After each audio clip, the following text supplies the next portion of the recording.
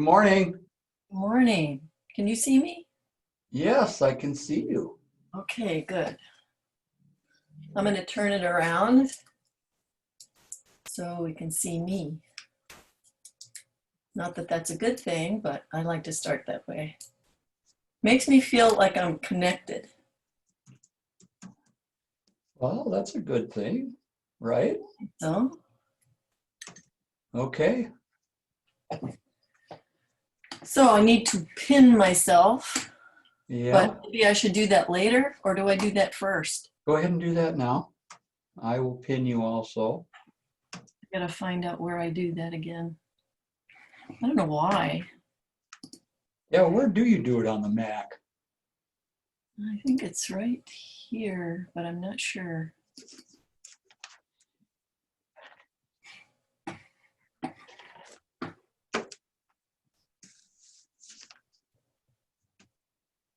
Pin. Okay, in the upper right corner of my frame, Mm-hmm.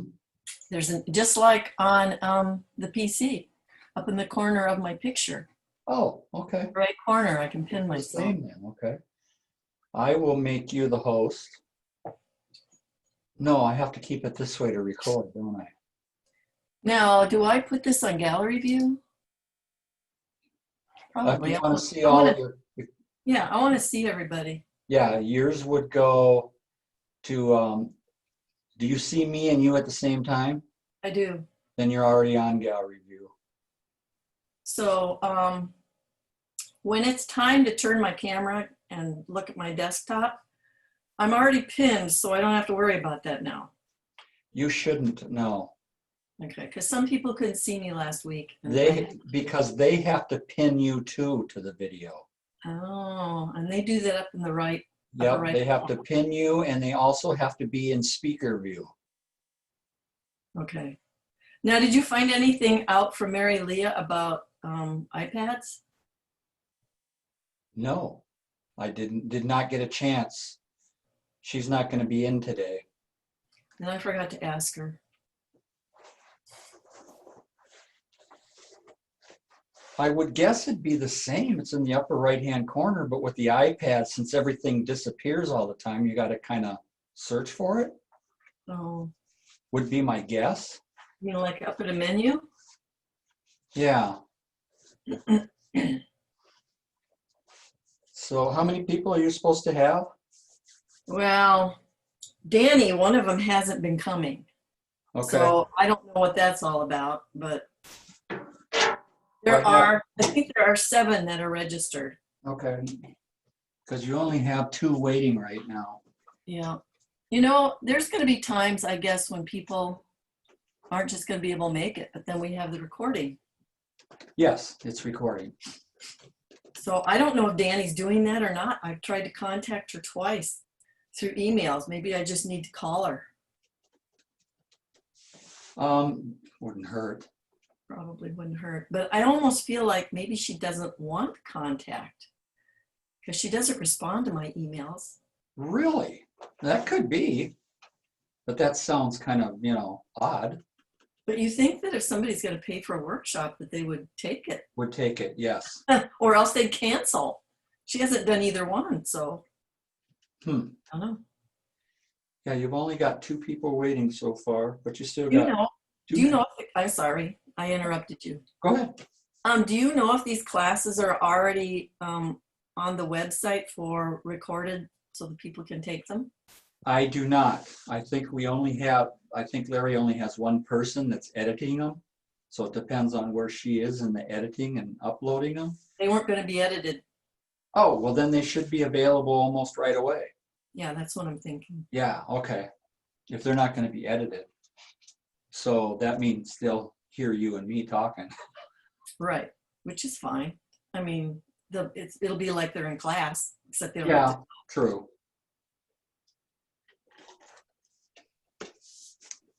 So, 3, 1 minute to go.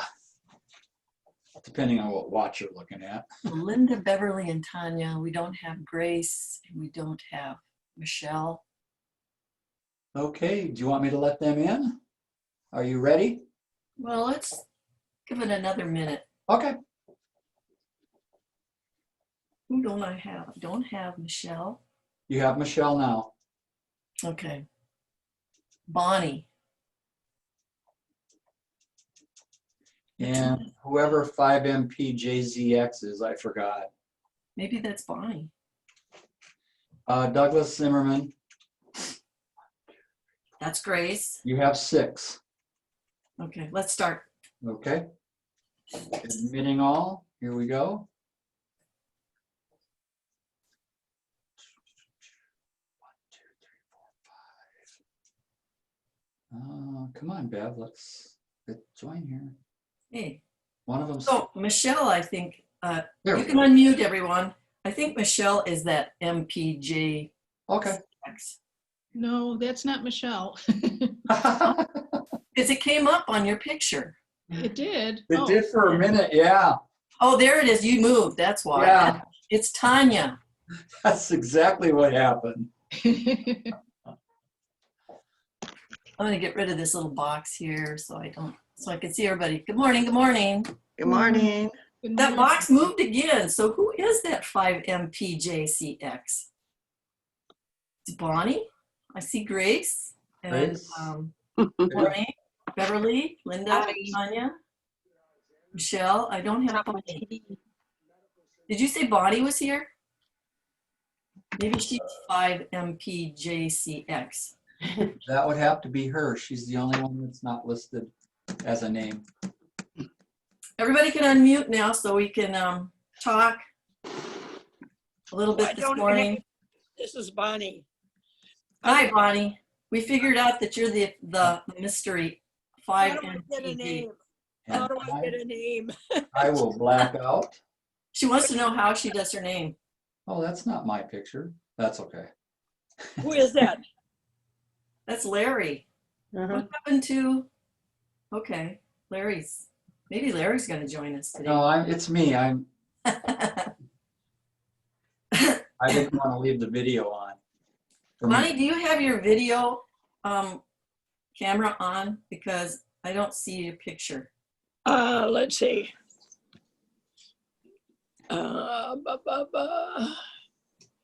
There. It just depends. What do I hit? Okay. Okay, I started. Okay. Yeah, you should get an invite to Okay. start video. There There you go. I can see you. Yes, Yay, you we mean- have everybody. Okay, good. Okay. Well, hope you all had a good week. This week's supposed to be really nice, like around the 70s. Woo, better enjoy it because it's gonna be gone quick. To start off, let's just talk a little bit about what inspires you to create. And think about it. I don't know, you've had a whole week to think about it if you were looking at your notes and stuff that I sent you. You guys kind of lucky because most classes I do, they don't get these notes until the day of the class. So you guys have already gotten a forewarning, you know what's going on. So anyways, a little bit about what inspires me to create. When I was a kid, I always had to make something. When other kids were playing with dolls, I was making dolls, sewing doll clothes, building little houses for dolls, and that's just who I am. I mean, that's just part of who I am. But I do have times when I have low inspiration and I need a jump start. I need something to get me going. And for me, that's usually the things that inspire me are maybe other artists' artwork. So I'll go online and I'll look at other artists' artwork and old masters and old master books and some of my favorite artists. And I have a favorite artist now. It's Carol Marine. And I go in and I look at her artwork and it just really inspires me to get going. So we're going to go around and we're going to talk to everybody about what inspires you to create. And it could be something very simple. So we'll go ahead and start with Bonnie. Oh, no. Basically, I love color and I love design and I love art. And so I'm not a gifted artist. My sister is, my daughter is, but I'm not. But I look at paintings and it inspires me. I look outside and it inspires me. But basically, I love color and I love design. So that's why I do it. Good. Thank you for sharing. How about let's see, I'm trying to remember names. Hi, Beverly. Russ. Beverly. Beverly, unmute.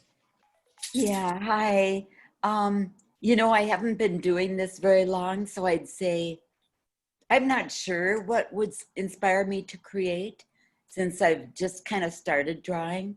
But I think the colored leaves and also color, like was it Bonnie that mentioned that? Yeah, yeah. Yeah, color too is really inspiring for me, or music as well. So I think that's about it. I'm just kind of starting. So I'm probably a lot different than anybody else here. We kind of heard from you last week, or the first week, what made you join the drawing class. So Yes. it was a little bit about socializing, I think. Yeah, it was. It was. And my husband had passed away a little over a year ago. So I knew, especially with COVID, that I needed to connect with others. So I thought this would be a really good time to do it. And my husband had given me an art set.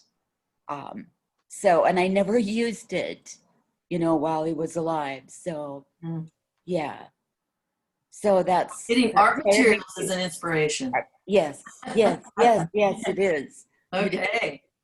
Thank you for sharing. We'll go to Grace. I've been drawing in all my life mostly. What inspires me is people's faces. I will look at a face and say, I want to draw that. Or I want to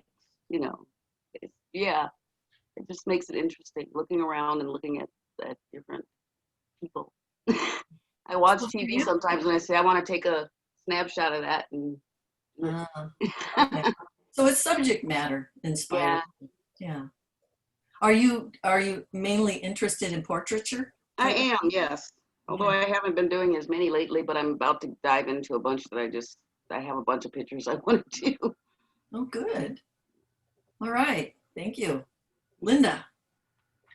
Well, I like a project. I just cannot sit. I can never just sit and watch TV or just sit around. So I need to have my hands busy and then my mind is busy. And as you know, Deb, I love to draw buildings. I know you do. And I started a drawing class and I just fell in love with drawing. My daughter asked where my talent has been for 30 years while I was raising kids.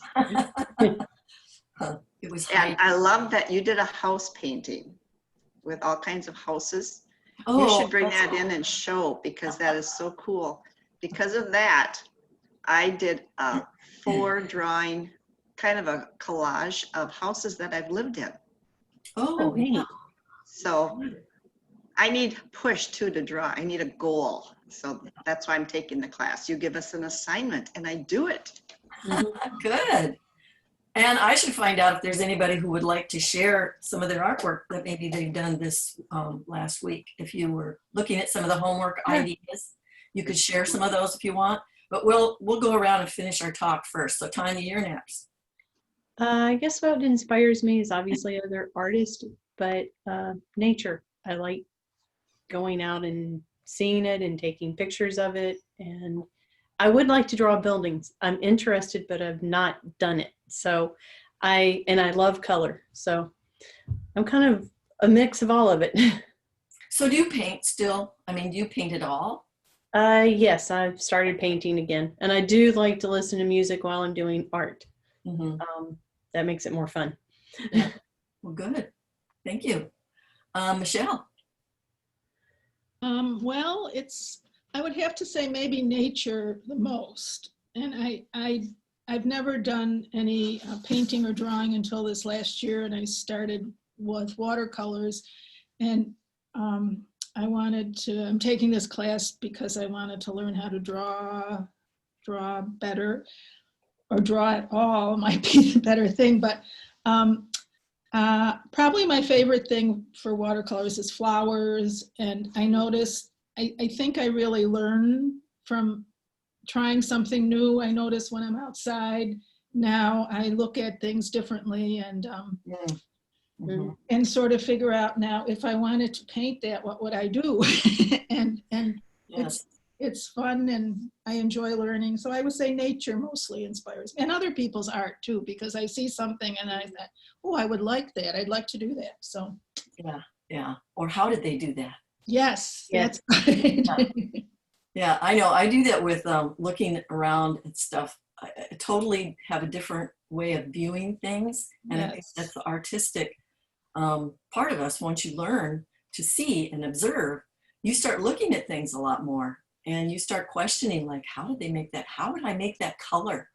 You know, that is a really cool color. How would I do it? So, yeah, I think just And I nature would is like a to good one. see your house painting also.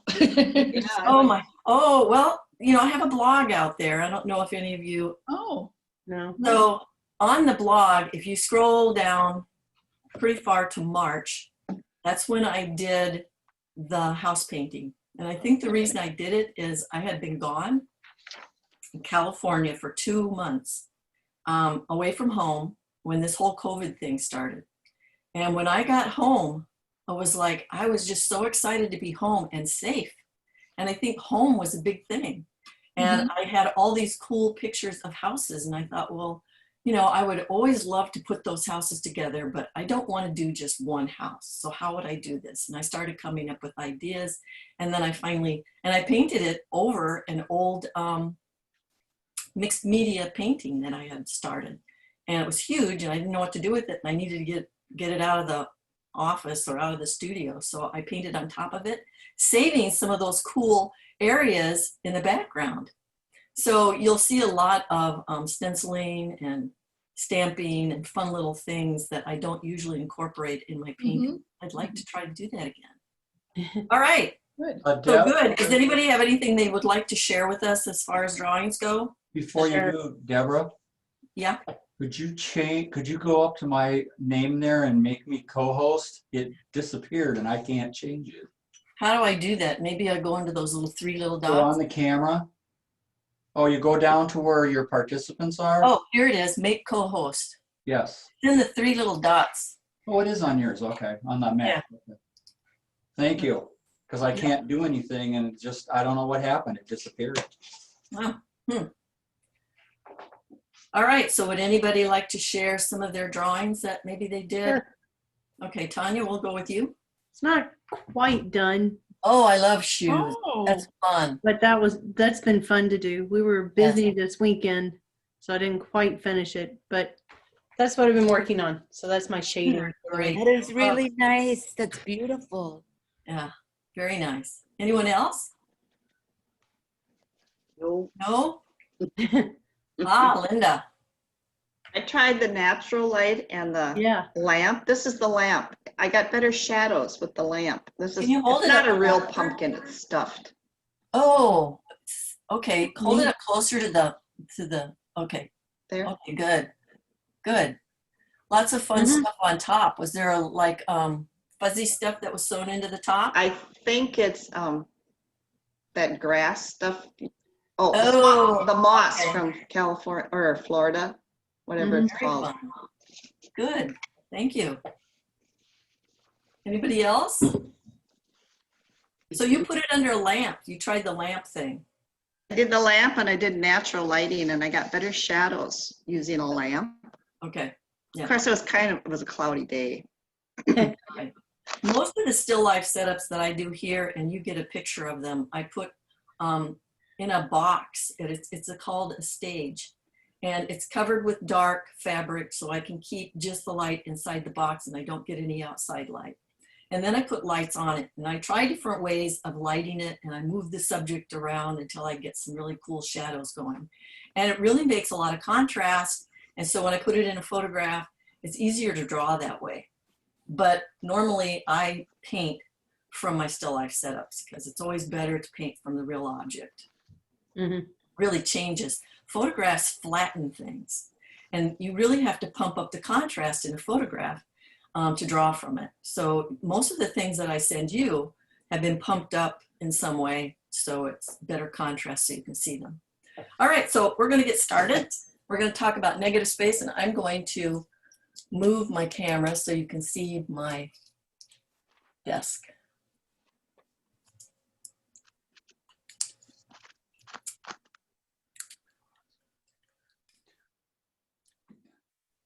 So do you want to read that, what was on your computer there about learning to draw? What? Your little sign there about learning to draw? Oh. That's kind of interesting. Learning to draw is really learning to see or observation. So that's 50% of learning to draw is observation.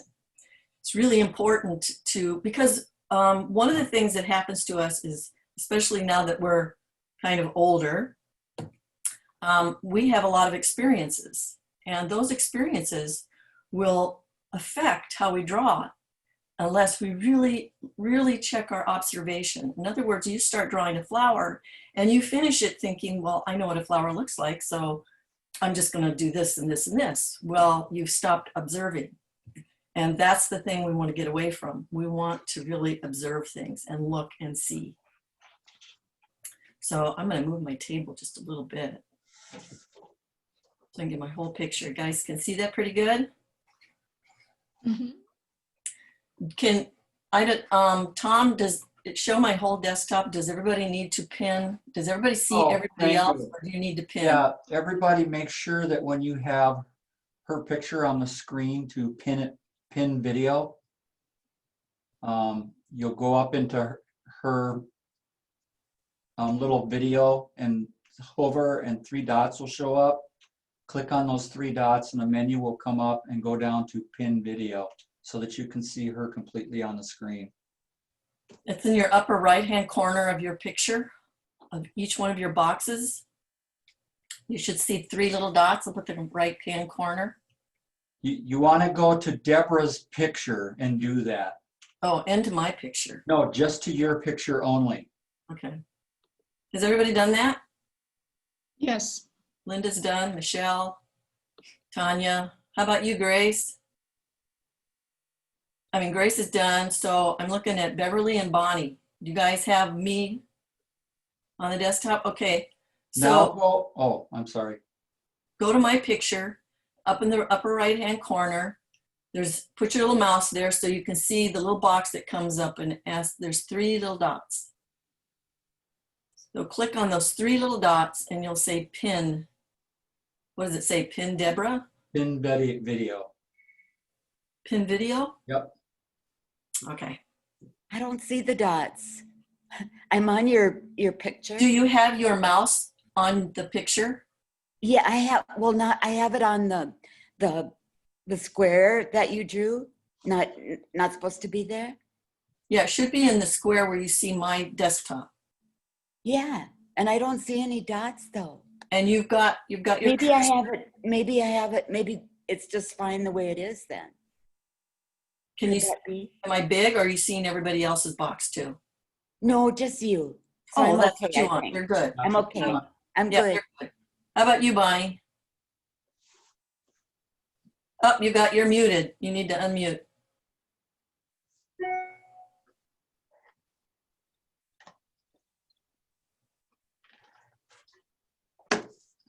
Basically, I hit the 3 dots, but I don't have, it has different things. It says, do meeting, it doesn't say Deborah's picture. Doesn't it say pin video in there? No, it doesn't. Nope. You're the one with the iPad, aren't you? Yeah, I am. So that's So- different. It says meeting settings, minimum meetings, virtual background, disconnect audio. That's what it says, chat. I wonder if there's a menu up above where you could go in. Really don't know anything about the iPad. Okay. Well, just make sure that you're in what's called speaker view instead of gallery view, and you'll still see her picture. Okay. Or she should be larger. Okay. Huh. Well, 1 second. It says stop video, share content, and participants. No, that's not what I want. Okay, why don't we just go on and I'll come along. Gallery view versus, what is the other one? Speaker view. Speaker view. They want Speaker speaker view. Yeah. Okay. Well, maybe as we're going, you can kind of check it out. Yeah. All right. So we're going to talk about negative space. Is anybody, you can unmute and just raise your hand if you have a question or something. Anyways, we're going to talk about negative space, and I just lost my train of thought totally. Gone. Anyways, has anybody had any experience with negative space before, like in a previous class? I know Linda, you have. Tanya, you got that in college, I'm sure. Yeah. All right, pretty good, thanks. So, Tom, you need to mute. Thank you. Or we're going to hear you talking about the other class.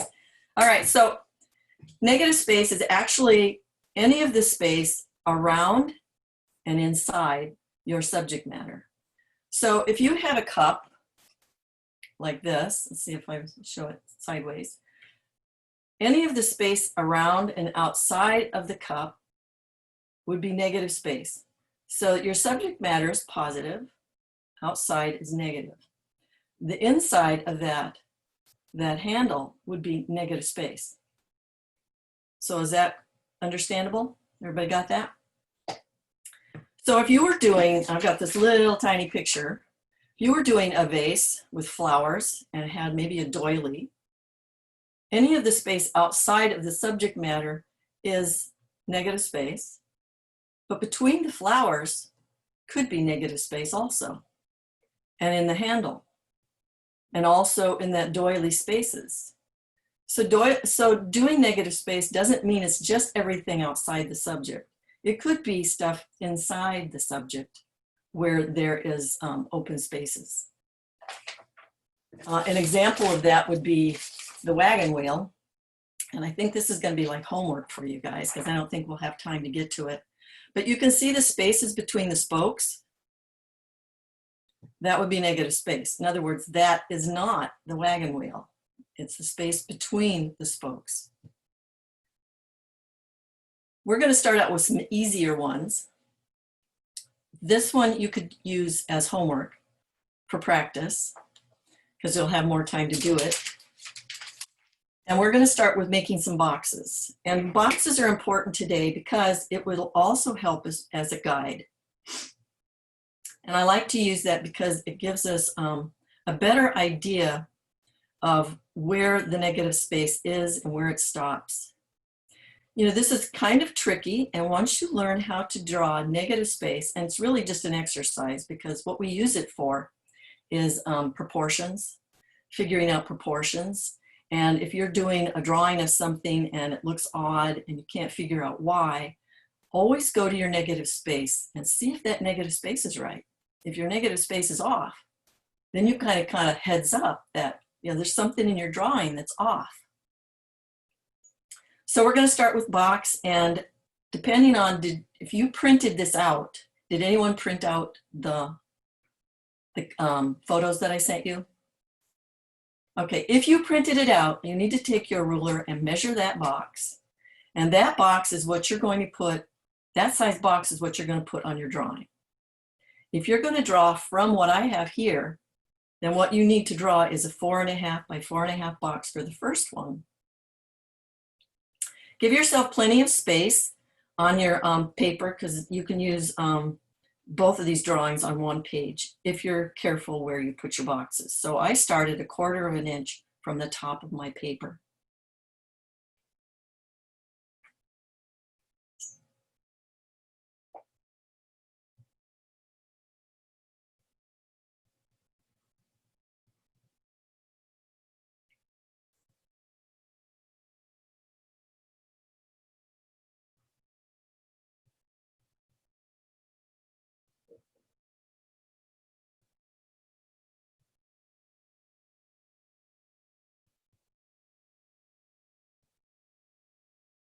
What's important about drawing the same size box as what you're drawing from your photo reference is if you get this box too small, if it's a perfect square, that's fine. But if it's a rectangle like this and you draw it too narrow or too short, your proportions are going to be off. With a square, it really doesn't matter. You can draw it any size you want because the proportions will be correct. But if it's a rectangle, you need to get it exactly right. And there's something out there called a proportion scale that you can get on the internet. And when we get through all this, another day, because it's overwhelming too much today. So you can go out to the internet and you can actually scale down or scale up your photographs to the right proportion. And I have information on that and I can send that to you. Or farther this way. Okay. And if you also notice, I have halfway marks on my box.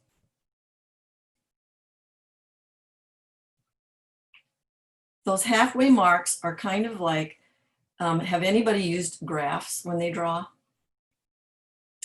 This is kind of a real simple graph idea. It really isn't a graph, but what it helps you do, it helps you see where to start something maybe. Like you can see that this petal here starts almost halfway. So it's a good judge of where to put your marks. And I'm going to put a dot in the center of each one of these to help me know where the center is.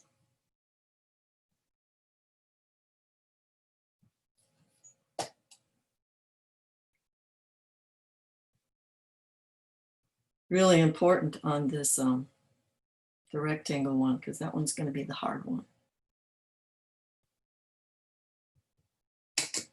And again, this is just an exercise for you to focus on negative space. It's not like this is going to be a drawing you're going to hang on the wall. They're just exercises to teach us what negative space is and how to look for it. When you're done, you can give me a thumbs up.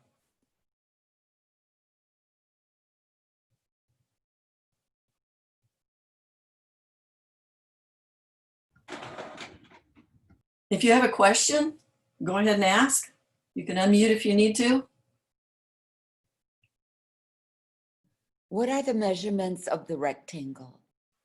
Did you print yours out or is No, I didn't. Okay. I didn't. So the rectangle that I have is 6 3/4 by 4 1/2. Okay, thank you.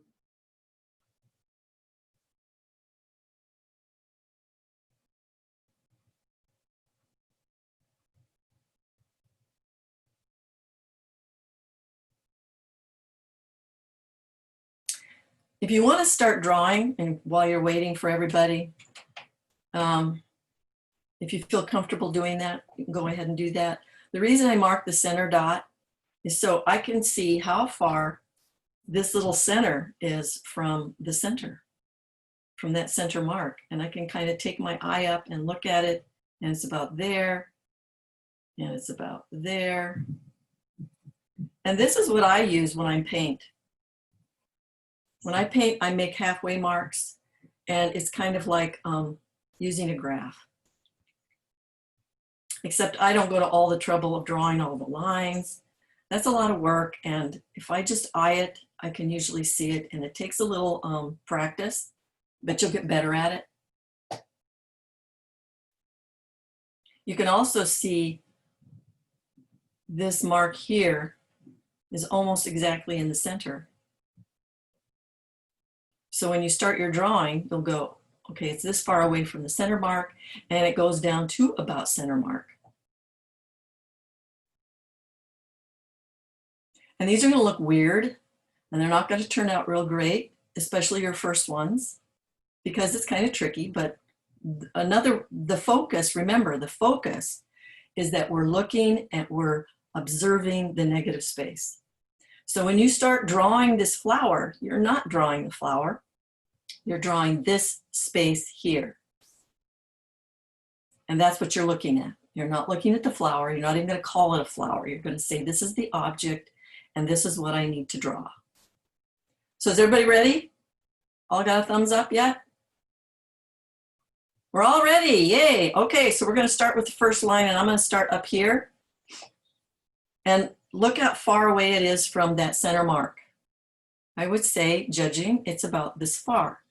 But I'm not going to draw the flower. I'm going to draw the shape of that negative space, and I'm going to take it down to center, but how far above center? It's almost halfway.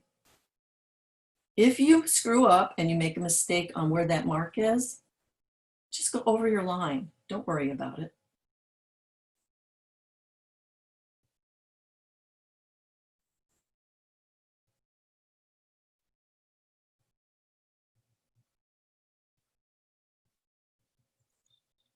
And look, does this match this? My petal, this area here is a little bit off, but I'm going to keep going. I'm not going to worry about it.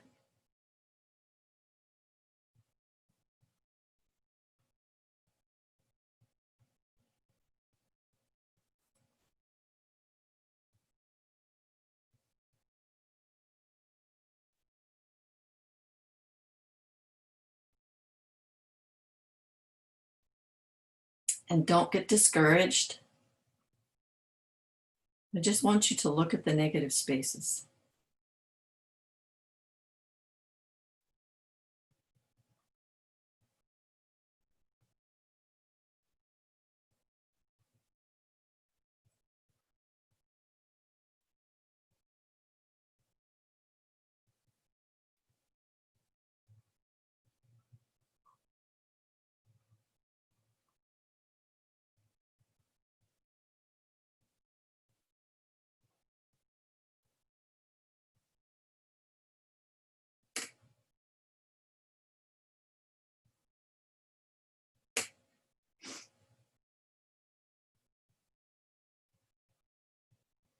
If you notice, if you have a chair that has spindles on it, those spindles are, the space in between them is negative space, and they're really fun to draw. I like anything, and we're going to do a little bit of that today with our fence.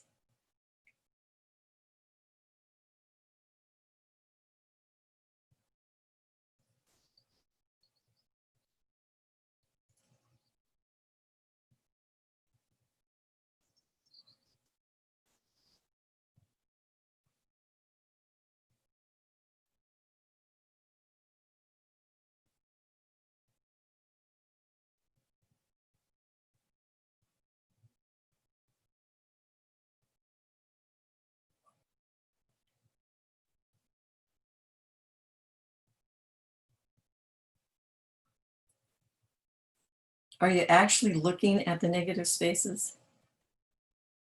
It's really hard sometimes to get your eyes focused on that.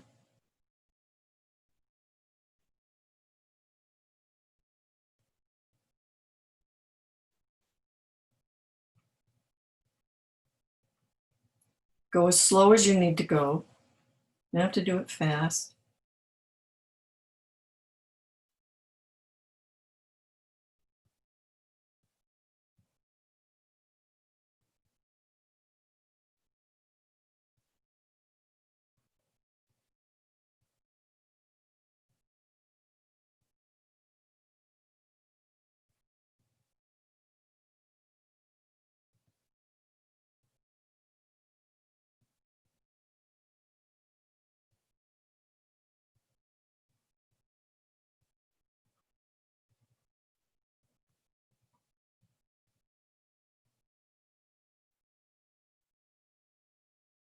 And you notice I'm doing a contour drawing. It's one steady line.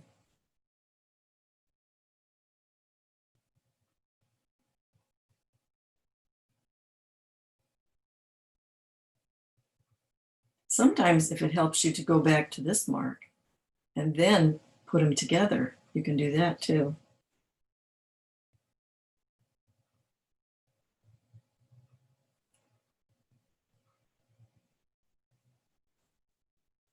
Because that shows me that that line is off.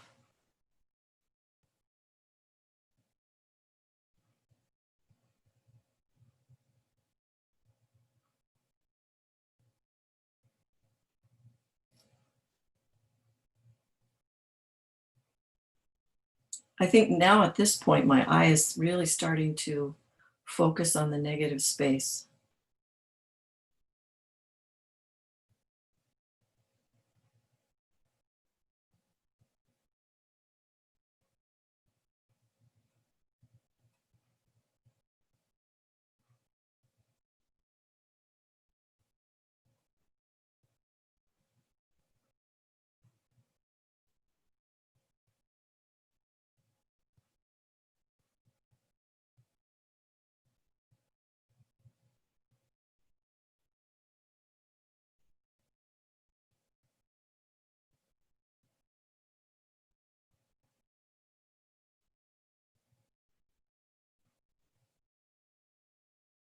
Some of your petals are going to be off.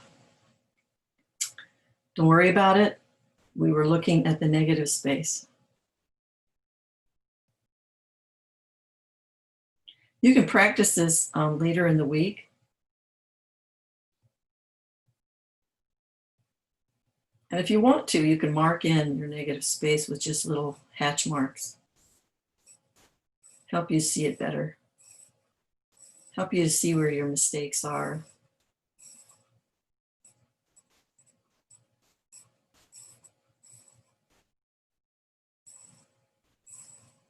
We're not going to erase and go back over and try to fix it. Like I said, this isn't, you know, a saver or something you're going to put on the wall. This is just practice and an exercise.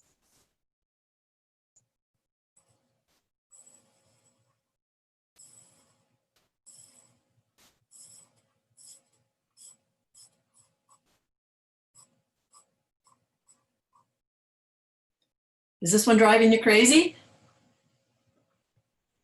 Are you enjoying it? I love negative space, and it really helps me when I'm doing a painting or a drawing that I'm trying to save and do a really good job. I can check my negative spaces if I'm having problems, if I can't figure out something, especially with people. People are really, figures are really hard to get proportionately right. And so negative space can really help you figure out what's wrong. Everybody ready to move on to the next one? Thumbs up if you're ready. Ready to move on, Bonnie? Okay. So we're going to go ahead. Now with this one, you can see that this is a little more difficult. You made your mark in the middle, so you can see that that one is right almost exactly in the middle. I would do the outside edge ones first, so we can get those shapes in here correct. I know I did, or otherwise you can just try it on your own, the way, you know, there's different ways of attacking it, whatever you feel comfortable with. But that is one way you can do it. You can start by just doing the outside ones first. And that way you will have a place to connect, so you can figure out how to get these shapes here. Remember, we're looking at the shapes outside of the subject matter. What's the size of that rectangle again? It's 6 3/4 by 4.5 tall. 4.5. Okay, thank you. Mm-hmm. And if you're looking at this center mark that we marked, how far over does this come from the center mark? And those are things you can look at too.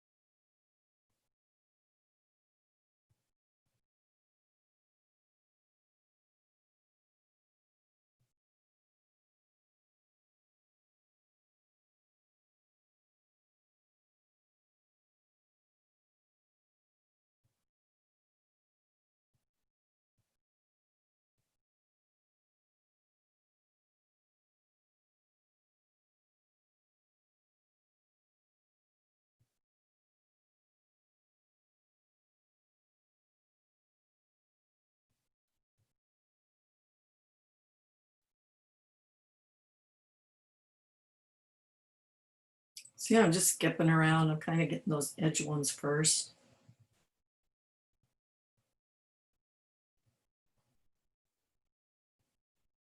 Checking these spaces. Mine's a little off, but it's okay. There's a little space here where that stem is too.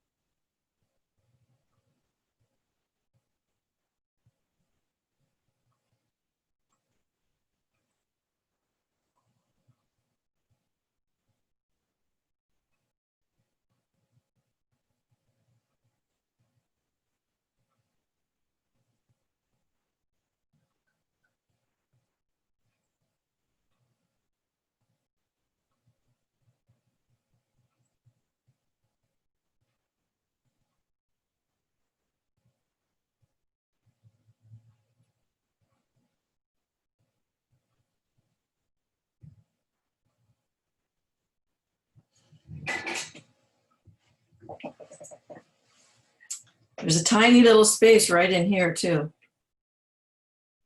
I'm going to go back in and place it where I think it might be.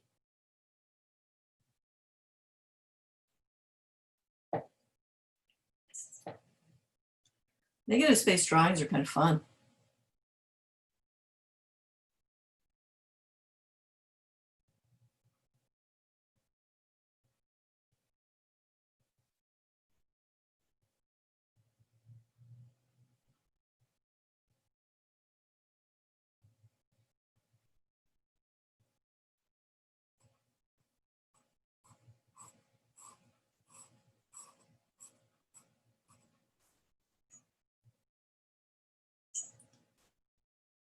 How's everybody doing? Are you done? Done. I want to see them. I want to see some.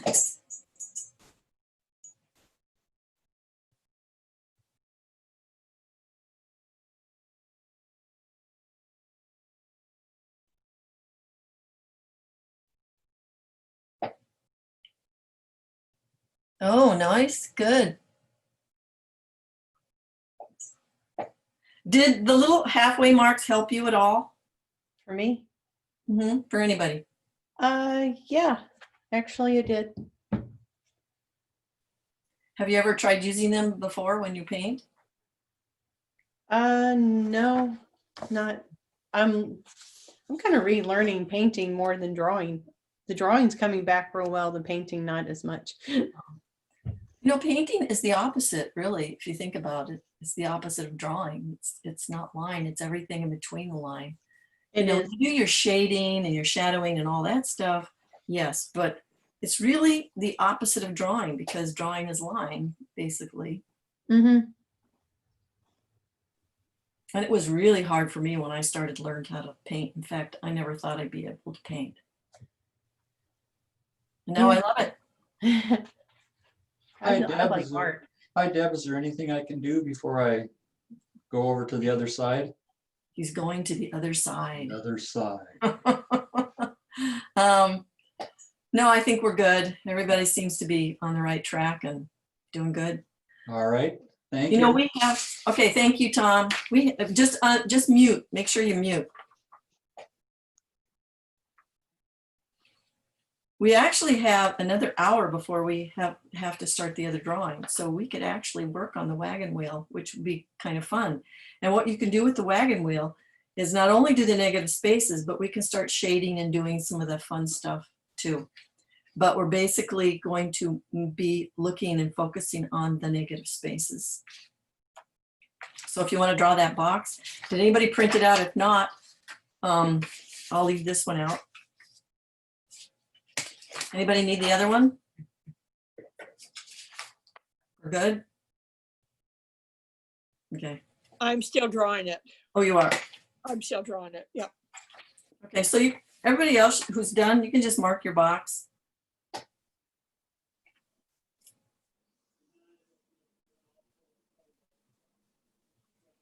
Oh, and of course I didn't make this a square, did I? Or did I? Oh, it is. It's a square, so you can make any size square you want to.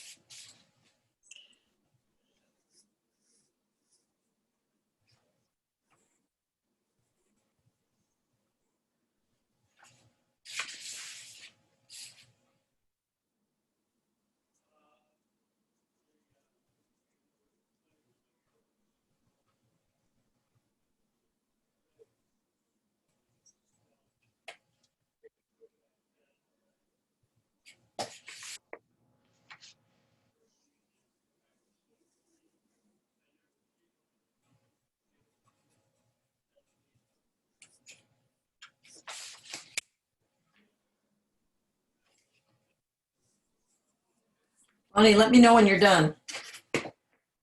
I'm okay. I'm done. Okay. Done.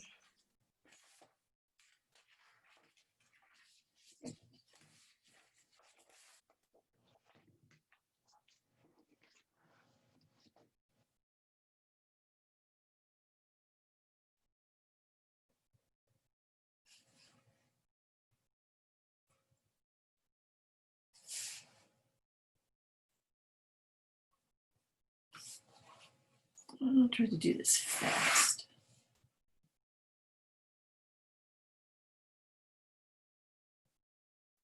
I'm just gonna make a 4x4.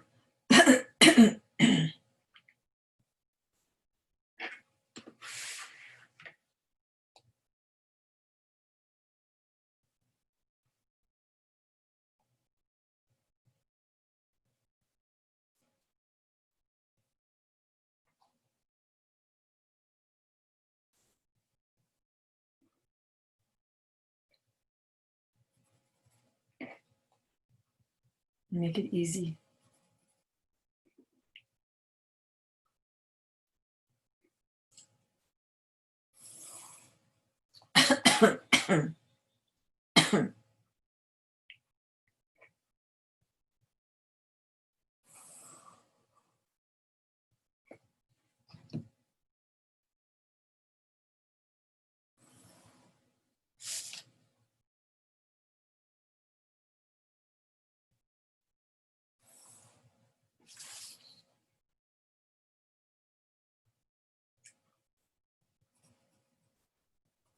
If you like the halfway marks, don't forget to put them in.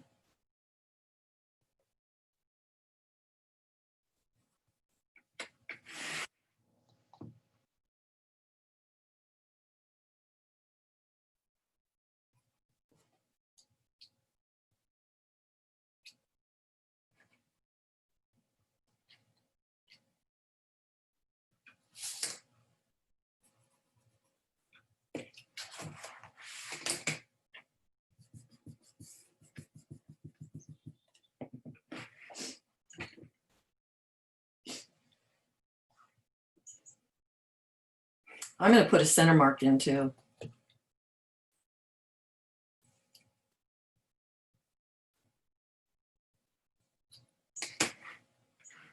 So where's that center here?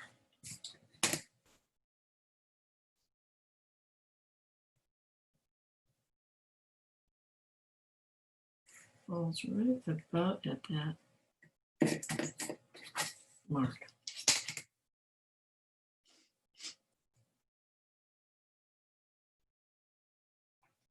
See, I'm starting here at this point, about that far away.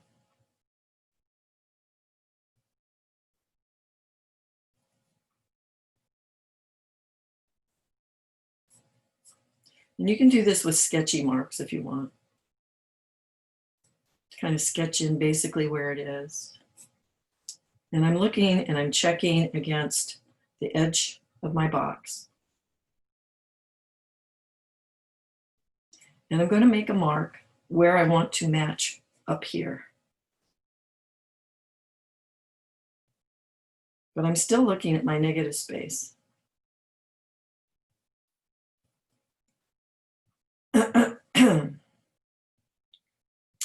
And I'm just going to sketch it in real quick. And I'm going to check, does that look right? Circles can be difficult. See, I've already got some of my negative space off a little bit here.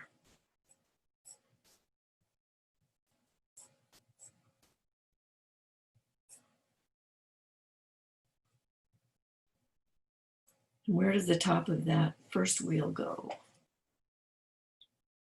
Not quite halfway.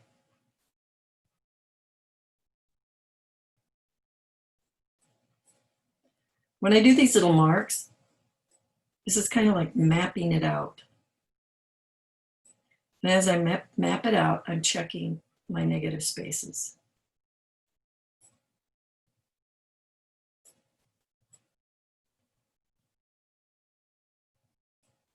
And a lot of times, while you're drawing it, it doesn't look right. It's like, that can't be right. But if you check your negative space, it is. It's right. But our eye wants to tell us sometimes that it's not. And that's why it's important to measure, do these measuring tricks.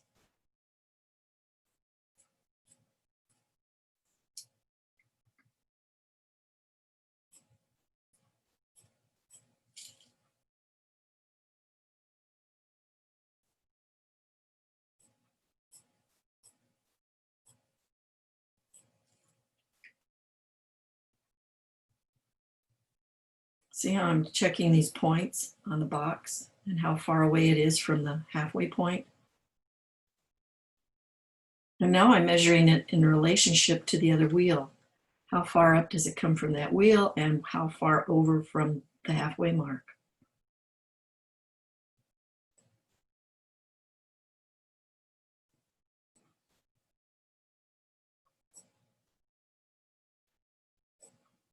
Once you get your little sketchy marks in here, check your negative spaces.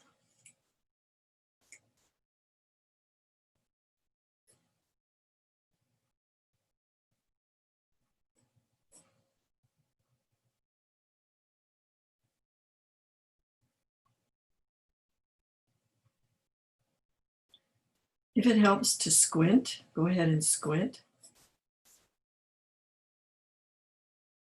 Squinting is always a good tool.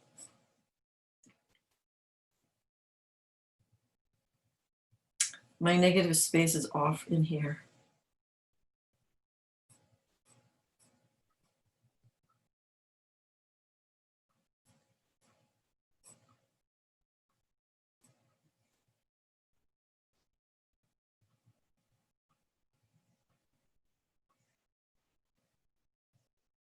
So remember, my center is right here.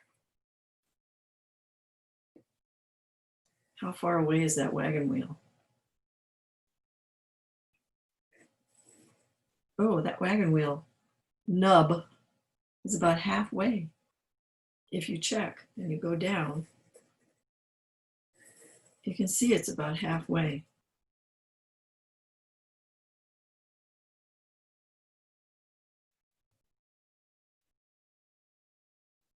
And again, halfway, it's almost like in the center of that halfway mark.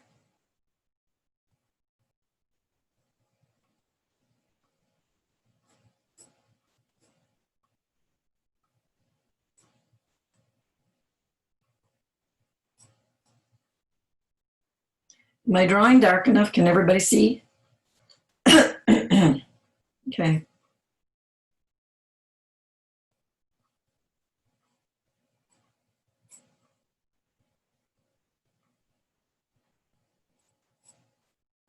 And now I'm looking at this and I'm looking at the circle around it and the relationship of this space. And you could call this negative space because it's not the circle here, it's not the nub, it's actually outside the nub. So you could call that negative space.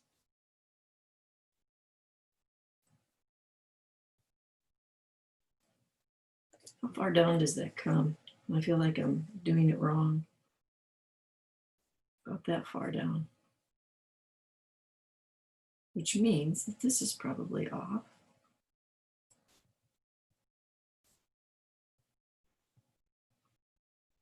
And how far does it come to that center mark?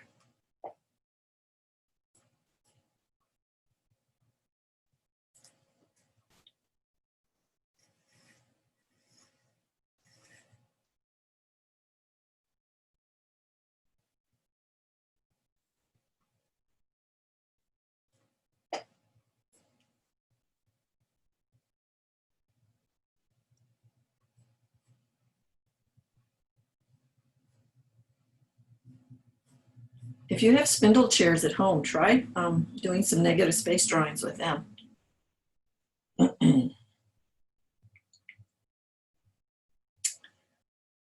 Now we've got all these darn spindles.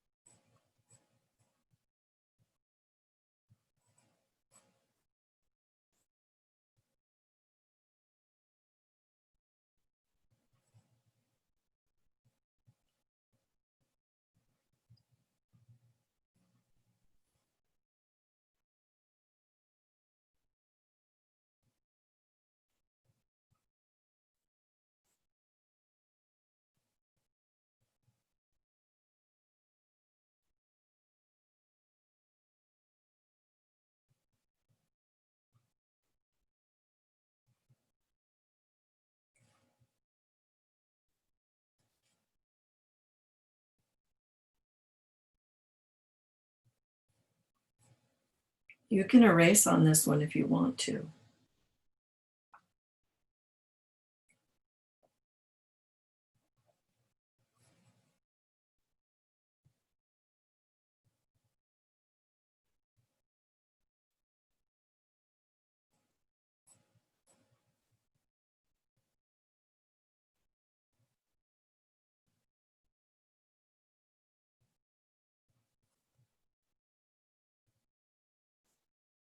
Keep checking your negative spaces.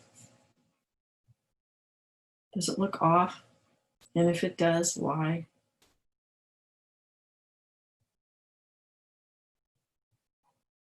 Look at your lines relationship, wise. In other words, where does that spindle come to this little mark? This little nub that's on the wheel?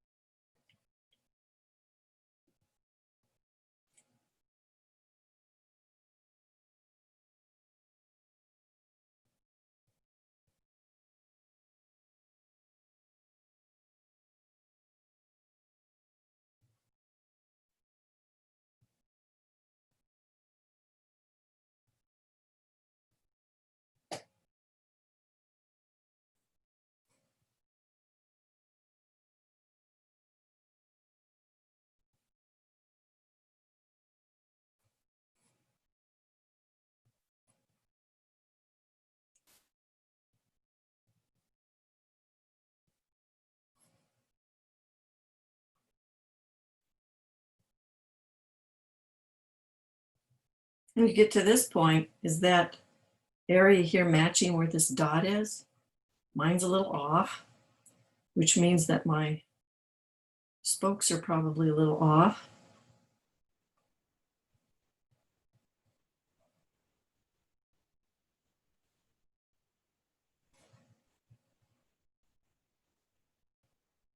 But in a painting, that's what I'm always looking for. I'm looking to see, is it matching where those halfway marks and quarter marks are? I use a lot of quarter marks too.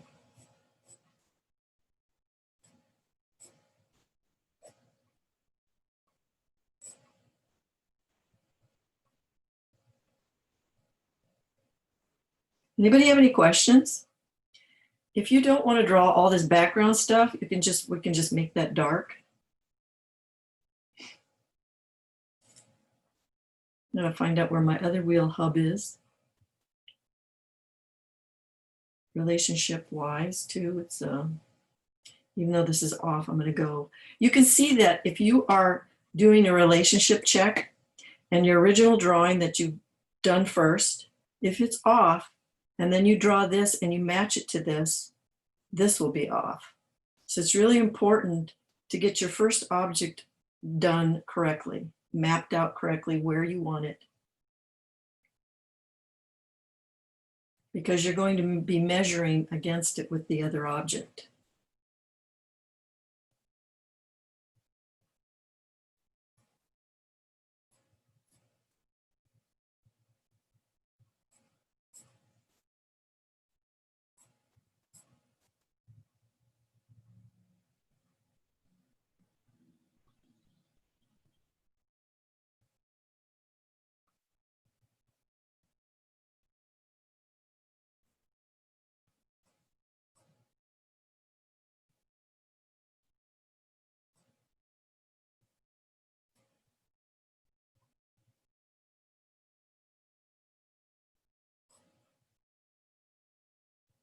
How we doing?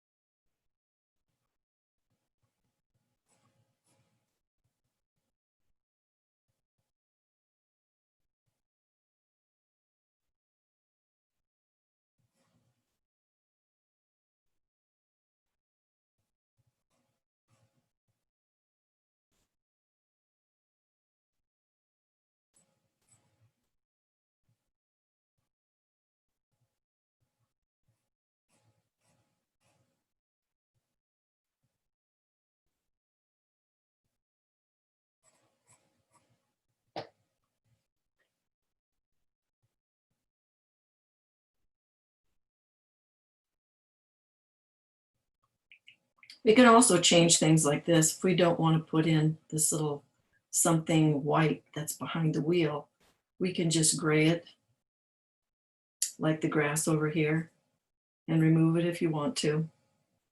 For me, it's kind of an eyesore because my eye wants to go right there and I don't know what it is. So I'm not going to even put that in.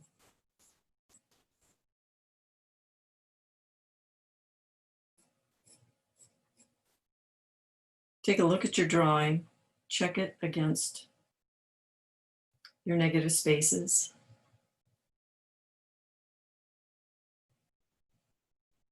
And it's really funny because at this point, just like in painting,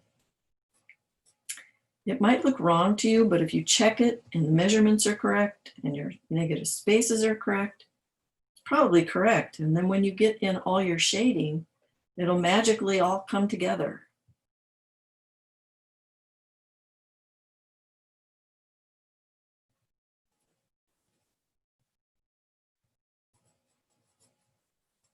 There's some darkest darks right in here.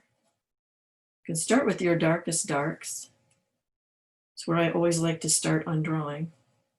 May not be true, especially if you're an oil painter.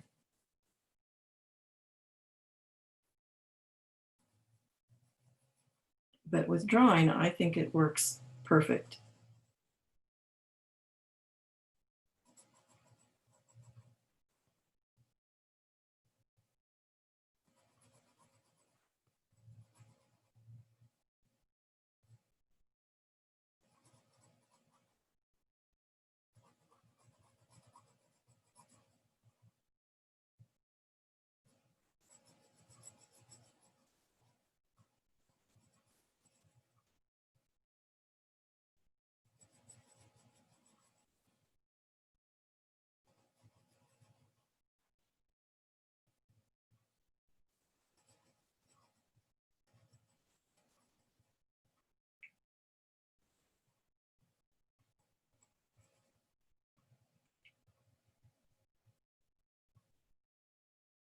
There's a house in Anoka, right off of Main Street. I think it used to be the doctor's house, that great big white mansion that they've turned into an antique store. Has anybody been there? That's where I took a picture of these wheels. They were sitting out in the front yard.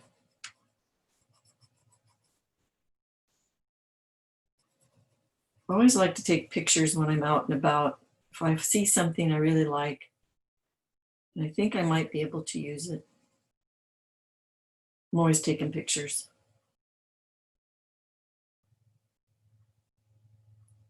You have to be careful about taking pictures of people, though. People don't always like that. They don't know who you are.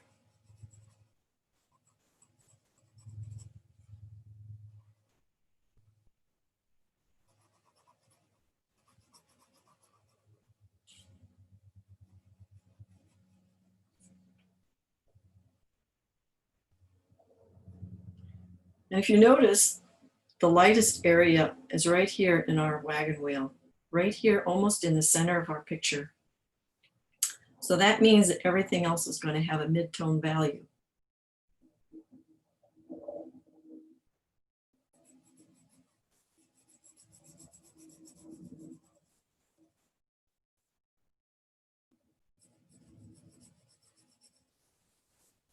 I'm putting in some of those mid-tone values, but I bet you any money we're going to have to go back over and make some of them darker.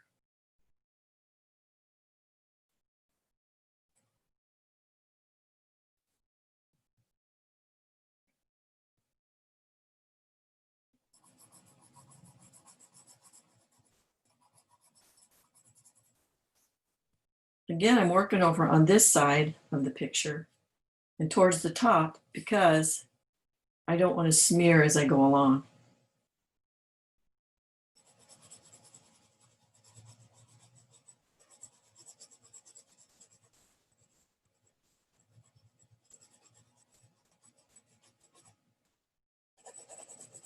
I could put that can or whatever it is in the background if I wanted to.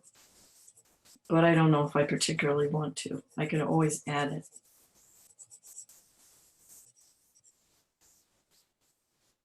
And you don't even have to finish it all the way up if you don't want to.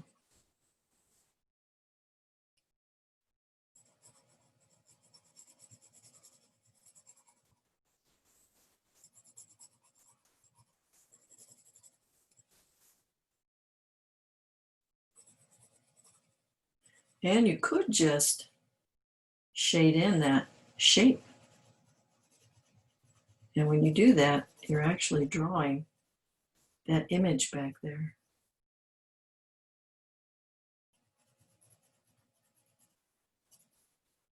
That's a fun way to draw too. When you're drawing around something, shading around something.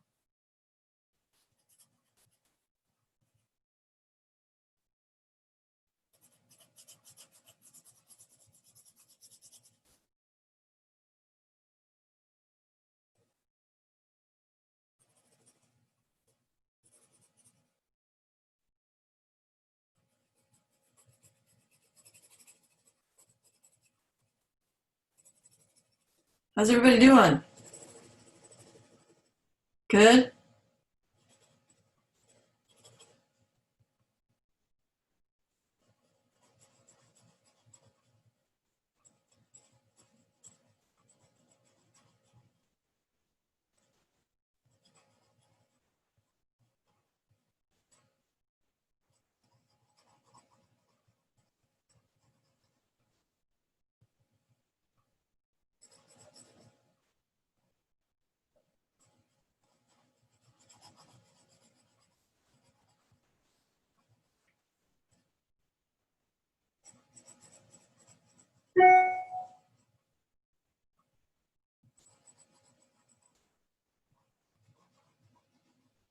I'm going to put this dark shadow in here.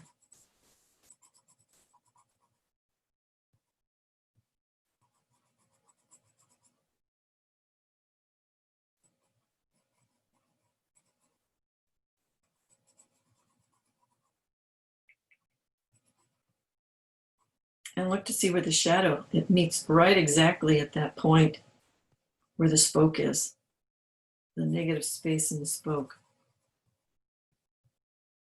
Almost exactly.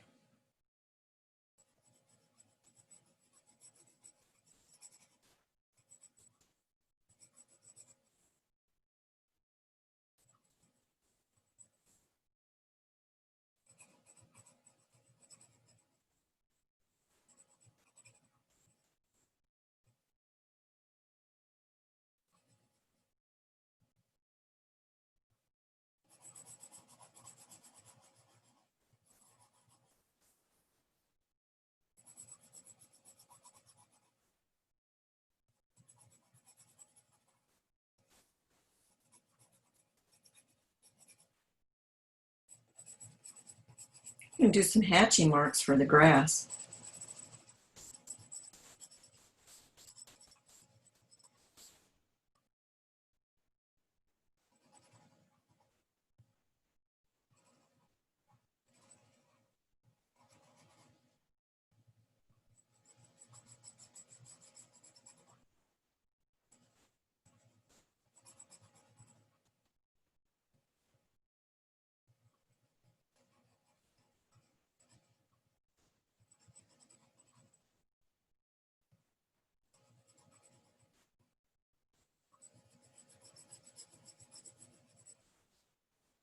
I'm still using my number 2 pencil. I could probably move on to something else.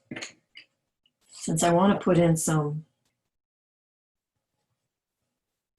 mid-tone values over here. You can see when I start adding these mid-tone values, they're going to get close to the other mid-tone values that I was using.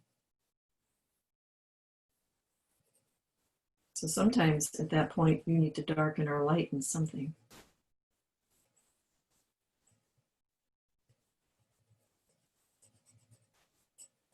I'm using the number 6.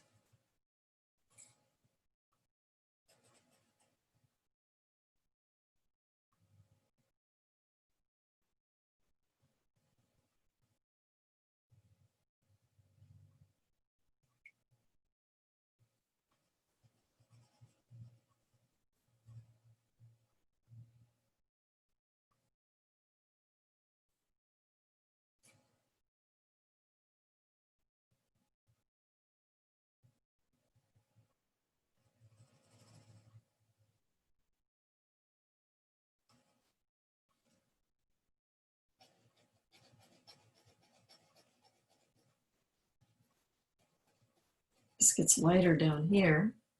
So maybe I will go to a different pencil. Maybe I will try an HB.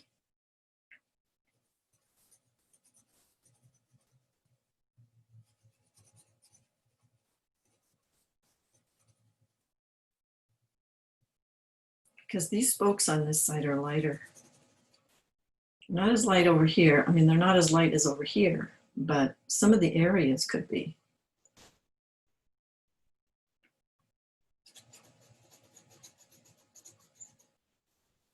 Squint as you do this so you can see your values.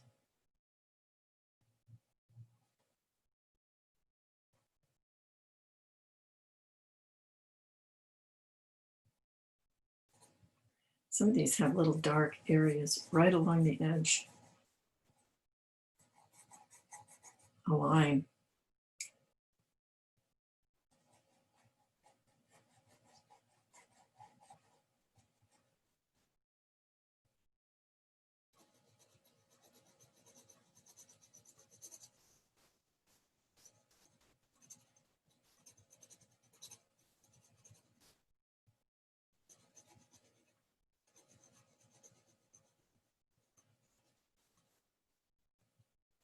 I lighten my pressure on the pencil when I go to that, when I get to that light spot.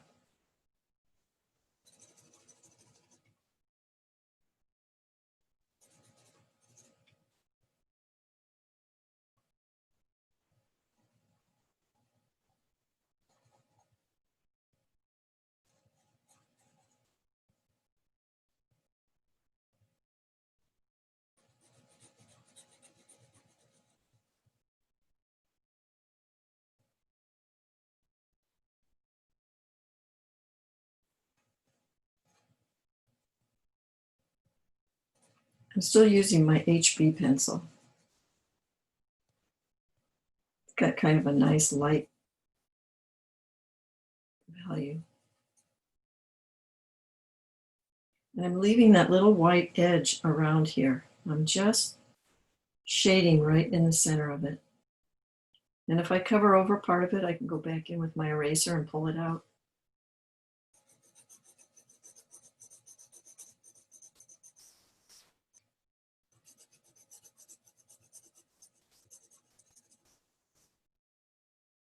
This value here is darker than this little hub wheel point here. It's darker than these highlighted areas.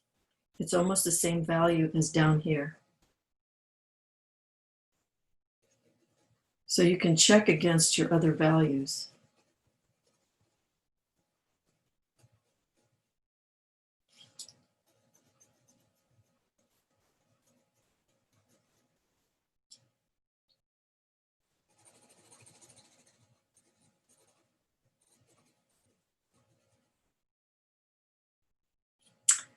Almost blends right into this. Almost.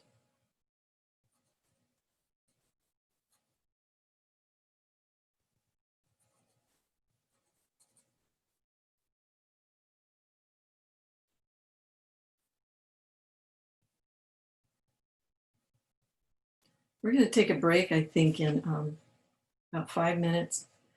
And I think we're going to move on to the other one.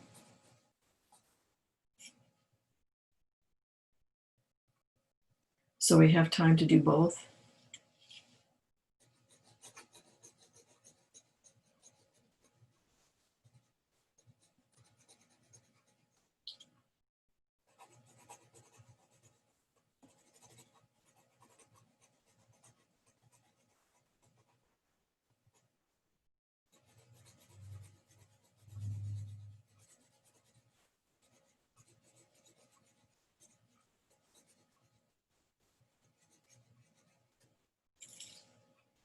I'm still using the HB pencil because it's kind of a nice light mid-tone value.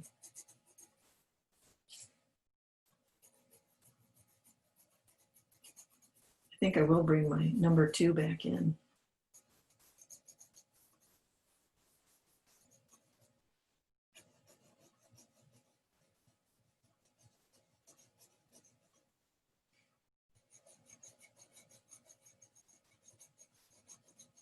Anyone have any questions or comments at this point?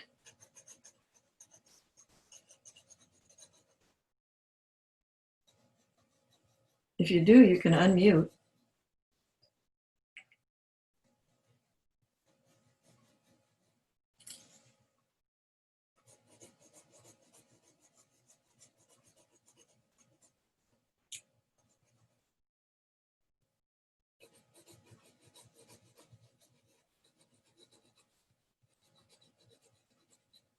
You can see there's a very small difference between this edge of this wheel and this part of the wheel. You can come back in after you put a mid-tone value on it and make things darker in certain areas.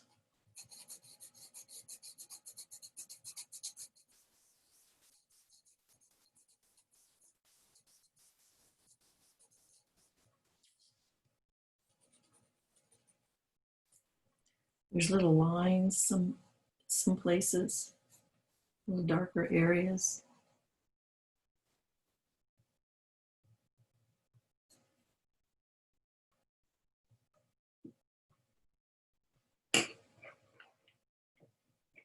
I'm going to put in some more dark areas in between my spokes.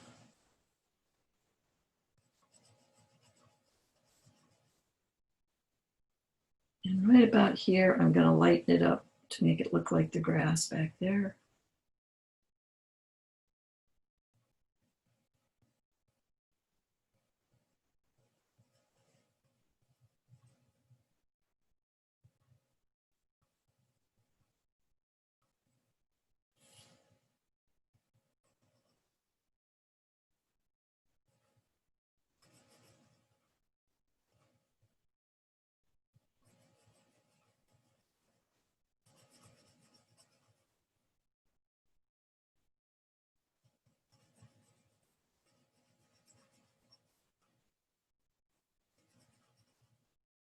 I'm just going over that white area because I don't really like it. Although there is a spoke back in here that we need to put in.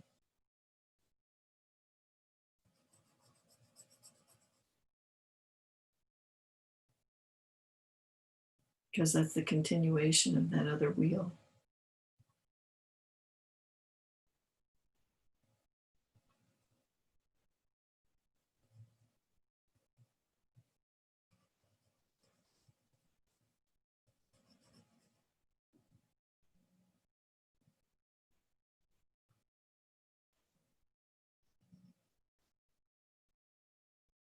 All right, 10:30. And we can take a break and you guys can finish this at home. And we'll move on to our other drawing in 10 minutes. Sound good?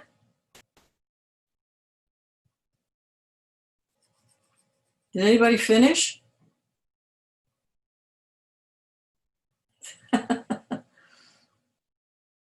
I wonder if Tanya finished.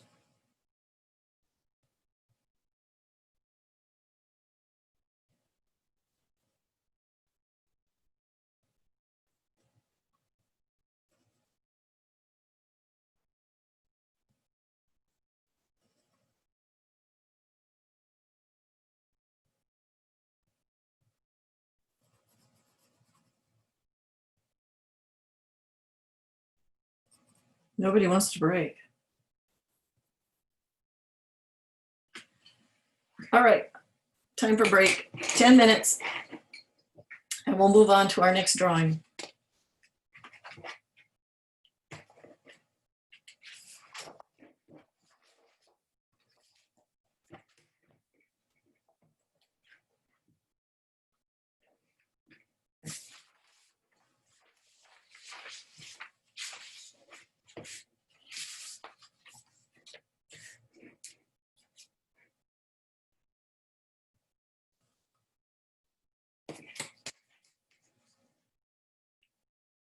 And you can sharpen your pencils.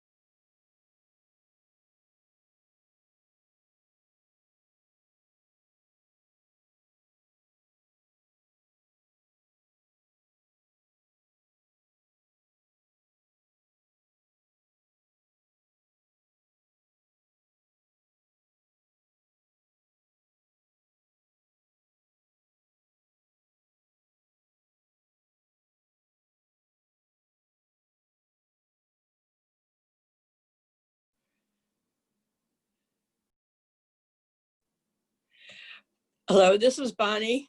I'm sorry, I need to leave the class. I've got a problem here I've got to deal with. Thank you. Sorry.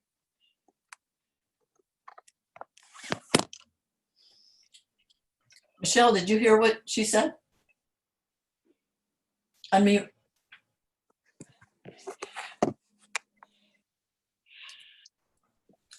I did hear what she said. What did she say? She said that she had a problem and she had to leave the class. Oh, So that's all. okay, darn. Yeah.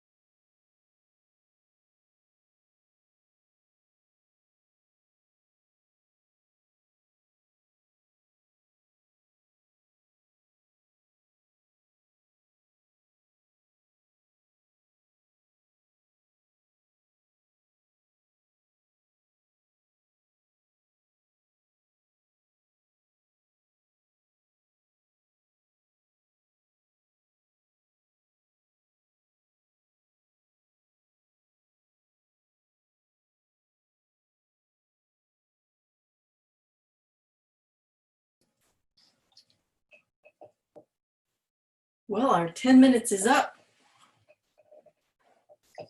Tanya, how did you do? Did you finish your wagon wheels? I finished wheels, but it wasn't wagon wheels. I did car wheels. You did what? Car Carving? wheels. The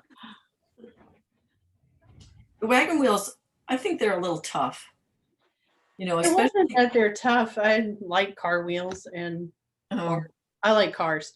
So I decided to do cars. I just did the negative space. It was kind of fun. oh, okay, good, good. So I might get a better picture and actually do more, but I've changed it a little. done car paintings in the past and they're fun. It's been a long time since I've tried to draw a car, so that was fun. Well, that would be a good one for you to practice on. If you like It cars, would. to inspire you. My whole family likes cars, so See if I can remember her name. Bonnie had Little Evas. yes. So their next one is going to be an exercise on comparative measuring. If any of you took some of my classes during the summer, I talked about it all the time because it's a composition tool. Next week, we're going to get more into composition and we're going to be looking at other things, but these things that I'm showing you today are going to help you set up your compositions and what to look for. And we're going to do this tall tree and this short cabin. This isn't a composition that I would normally pick because it's kind of odd. There's so much, this tree is so much taller than the cabin that as far as I'm concerned, it's not a really great composition, but it's really good for this exercise because it's going to show us and we're going to measure the difference between this tall tree and this little tiny cabin so we can get it pretty much right. Now, as far as landscapes go and little houses and stuff, I'm not particularly concerned about their proportions, but this is a tool that you need to learn when you go to do things that proportion is really, really important on, like human figures. Everybody knows if your head is off, it's too big or if it's too small, because proportionately, you know, it's not like a tree. A tree could be any size, you know, but a person, a human figure is really important. So this is a skill you really need to learn and practice. And what you do, if you've seen artists out there and they hold up their pencil and they're out there looking like this, that's what they're doing. They're measuring. They're measuring things against other things so they can get the proportion correct. So we don't want to use our rulers because we're not interested in a ruler. We can use a thumb, a finger. You can use your pencil. I always use my pencil. Now I'm going to measure this out and look at it. If we wanted to draw this exactly the same size as we've got here, this is how much room we need on our paper. So we have to look at the composition and how it's going to fit on our paper because we're going to compose this paper. If we get too large, and we might lose part of the drawing. So it's important to know how large you want to make your tree and your cabin. So we're going to make our tree a little bit shorter or a little bit not as tall as on this page. And so therefore the cabin will be smaller. So we're going to just figure out where we want to place the tree.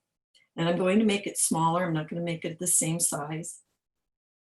And I'm going to put it down here because it's easier for me to see. You can put it wherever you want. Hopefully you're holding your paper up a little bit like this. That'll help you with proportions. So I'm going to make it a little bit shorter. So I'm going to make it about that tall, and I'm going to map out where I want it.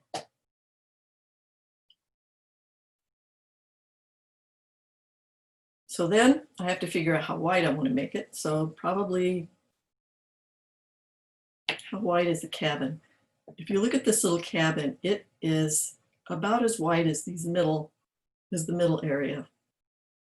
So if we make the middle area so big, we can always change this because we're artists. We can change it. The tree trunk will be about there. And so you can see I'm just kind of mapping out where I want my tree. this side of the tree is longer, it's wider than this side.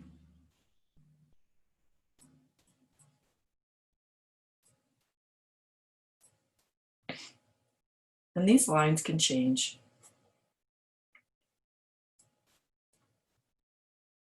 And you can see right up here above the halfway mark is this great big open space. So I'm going to say there's the halfway mark of my tree, and that halfway mark, this is going to be quite a bit above it. So I'm going to want a little bit of a niche there. And it comes down to about halfway. And I'm just basically just doing a real rough sketch in of where I basically want the tree branches to go.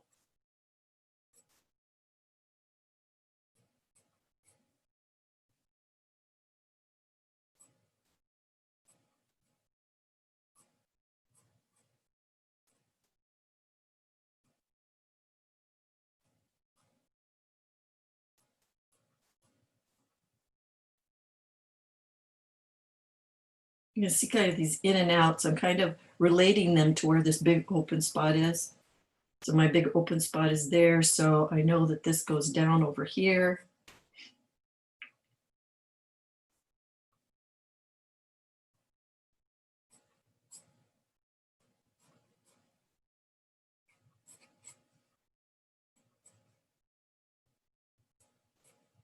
So basically that's about where I want the tree.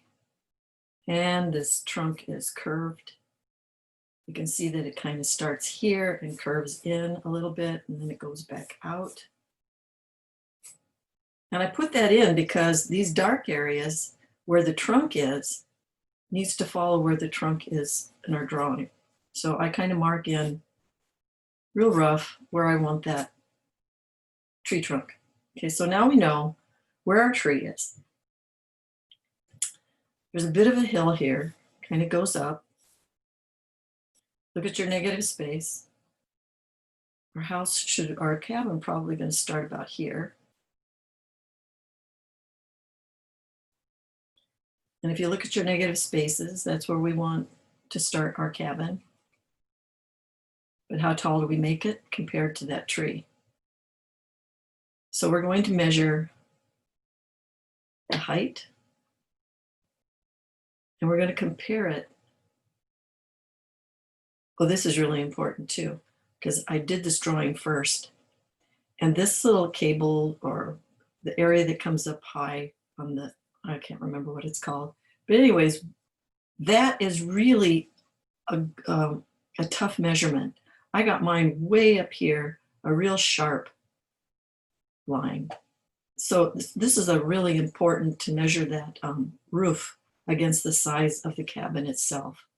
And you can almost see that it's shorter than halfway. But we need to find out how wide our cabin is going to be compared to something on the tree. And I'm going to say mid-range of our tree. Our cabin probably shouldn't be any wider than that. So it's about here. And when I first drew this, I made the cabin way smaller. My measurements were really off. So we're going to make this little hill. It doesn't come up real high. It's really kind of a low hill. It goes down to about there. So we know where our cabin is. I'm going to make some marks. And actually the edge of the cabin is in here. The roof is going to be coming out farther. Okay, so that's the width. Now we need to figure out the height of that. And we're going to go to the very tallest point. So we know it's this big. Where does it come? Here. Again, what should I measure that off of? Look at where it comes to on the tree. It's less than halfway. Halfway is about here. So we want to go less than halfway to make the height of that tree.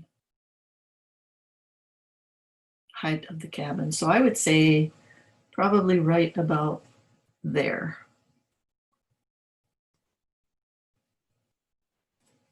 But you can also go across and look. Measure again. Do I have it in the right spot? Actually, I have it a little bit too high, so I'm going to make it right there. I'm going to erase that line. Okay. So now we have the width and we have the height. Now we need to know where the mark is here on the side of the building. This is another important mark because you can get that really off. And if you look, it's almost halfway. Not quite halfway, but almost halfway. Here would be our halfway mark. It's going to be less than halfway. So I'm going to say it's right there.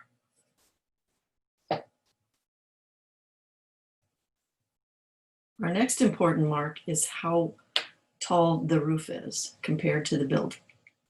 So the building is, it's less than half.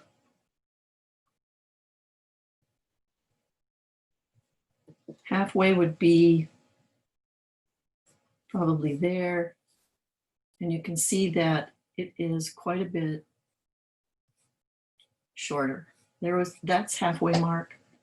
And I would say the roof is about here. Next important mark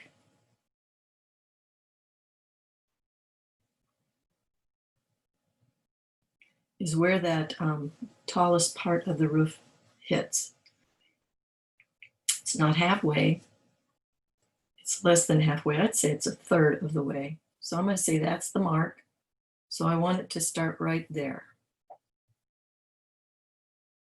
And I'm going to angle it out to my point here.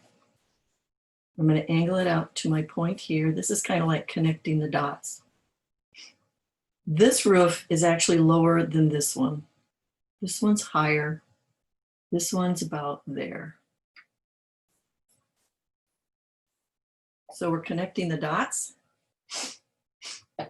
There is an angle here. So this roof edge is lower than this. So we're going to mark it. And we're going to connect the dots again. And then I would say, where is this point here? It's almost exactly in half of where this building is, that side building is. So I'm going to mark it here. It also slopes. And you're going to kind of match this negative space in here. We're going to call that negative space, even though it's the subject. That space should match. And then we're going to connect the dot down again.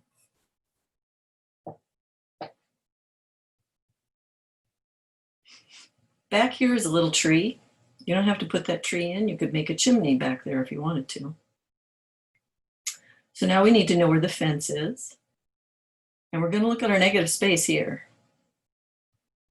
There's still a bit of the hill behind it. So we know that the fence comes down a little bit lower than where the building starts. And it goes at an angle. And there's actually a post right there. We're going to angle it towards the tree.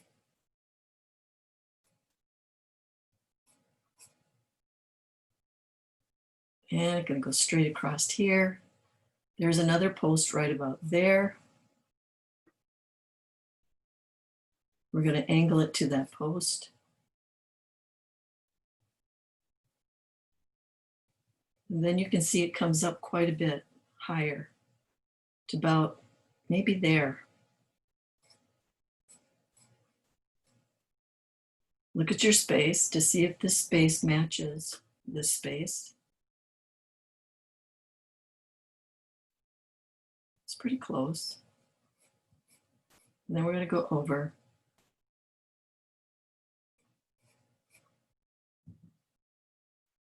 To about here.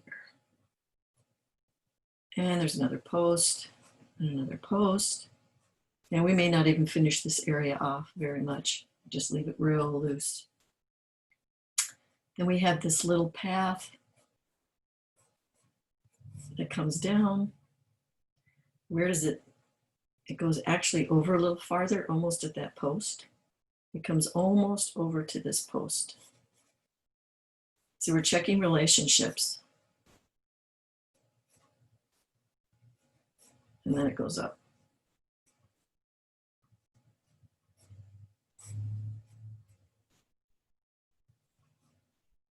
So we've mapped out where we want everything. This is the time you would want to check it to make sure everything's where you want it.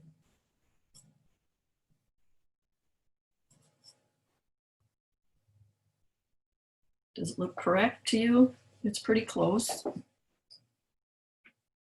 We measure how many houses or how many cabins could we get into the tree? If we did 1, 2, 3, and probably 3.5. We could probably get 3.5 houses. So this will be a good measurement point to see if our tree is tall enough. And it isn't. Our tree would actually have to come up way taller because I made my building too big. I'm going to measure it again.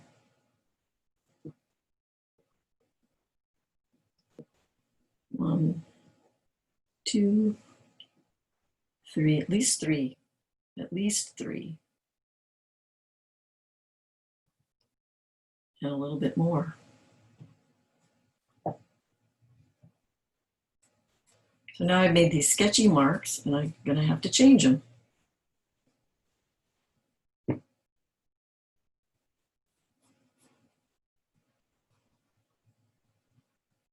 So then where would the midpoint be?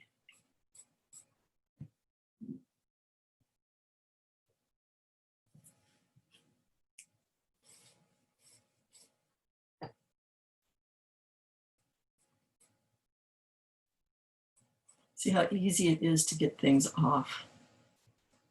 That's why you're always checking.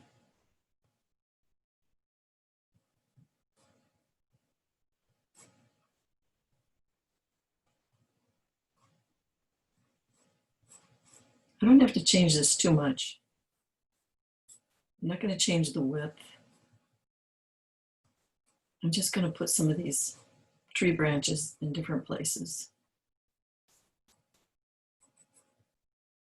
We still have the spaces correct.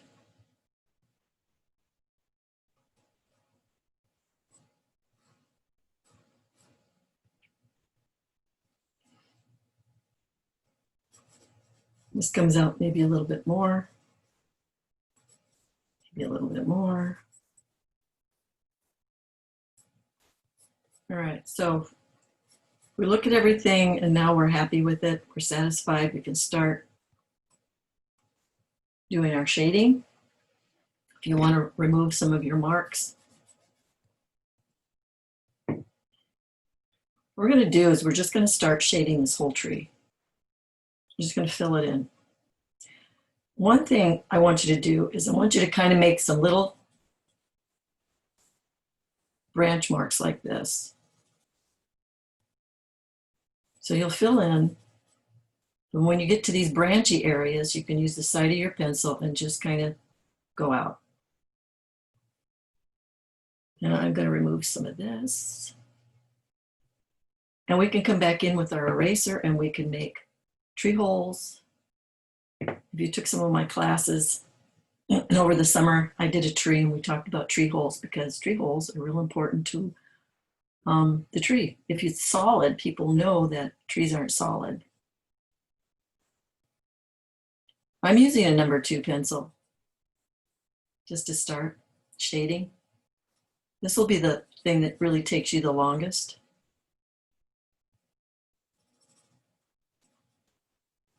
But I'm just going to shade in that whole tree, making little branches as I go out.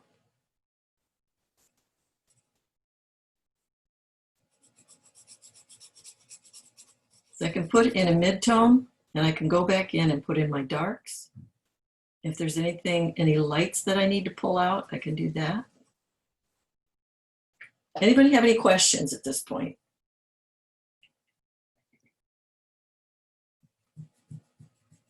You can unmute and you can ask your question if you need to. I need to take a phone call, so I'll be back. Okay.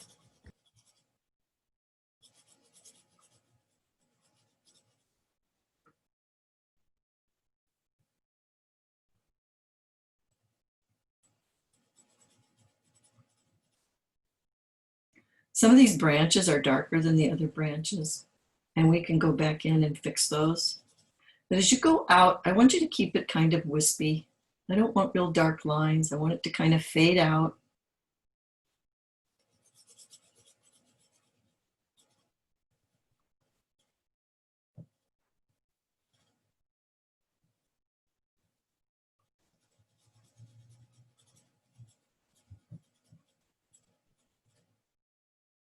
Doesn't have to be real perfect.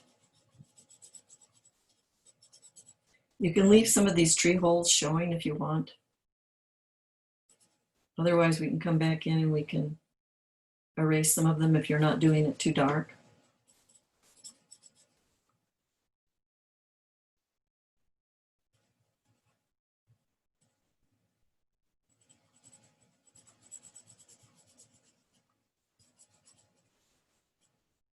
You can leave a whole area open for those tree holes if you want.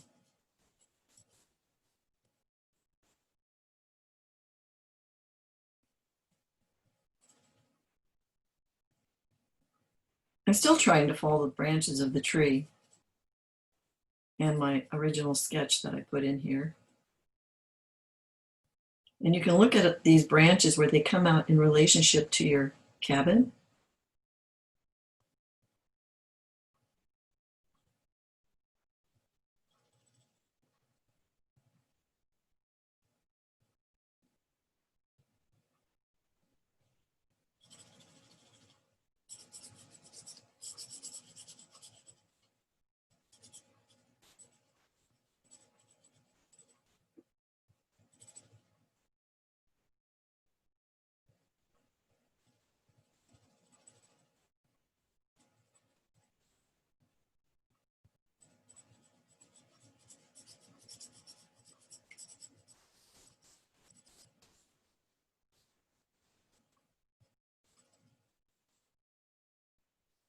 If you still have sketchy marks, you can always remove those later.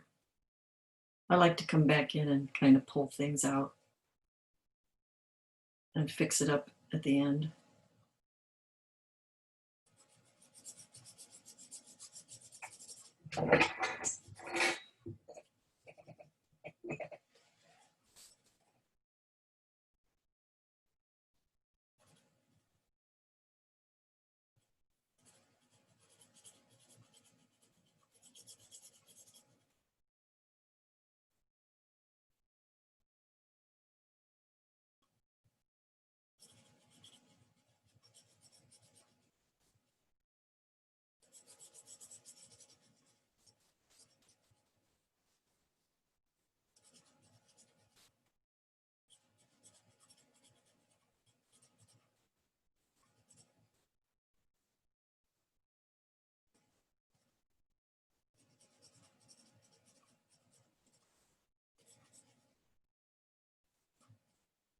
And you notice that these edges of the tree are not all straight and perfect because of the branches and the needles on this spruce tree. It's irregular when you get to the edge. So make your edges irregular.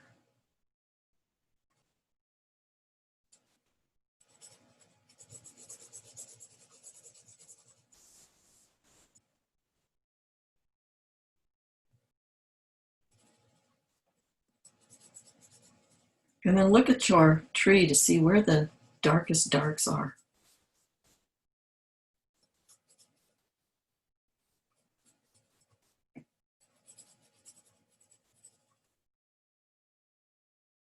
Right here at the tree trunk is going to be your darkest darks. Inside the tree is your darkest darks, but you can see that they're spotted in areas. So I'm going to get this dark in here.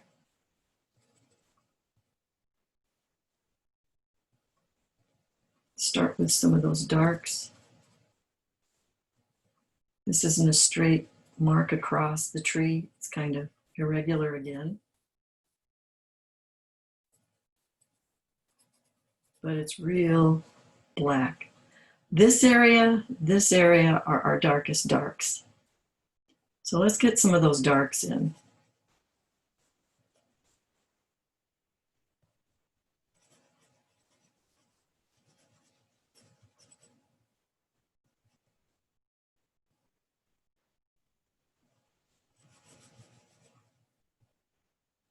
And look at the negative space between the shadow and the tree. You can see how far up that shadow comes compared to the hill. And it goes quite a ways over. And I'm going to put in some darks here. I'm going to get my 6B because that's where the blackest black is. It would be here, and it would be here. Now, if you can see, there is a little edge here that's lighter. It's not completely black. So I'm just going to kind of leave that. And I'll shade it in after I do my darks. And there is a little box. I don't know if it's a window, if it's some kind of opening. I'm going to draw it in real loose. I'm not real concerned about it. There's a couple little boxes here. I'm just going to put them in so I know where my shading goes and how far down it goes.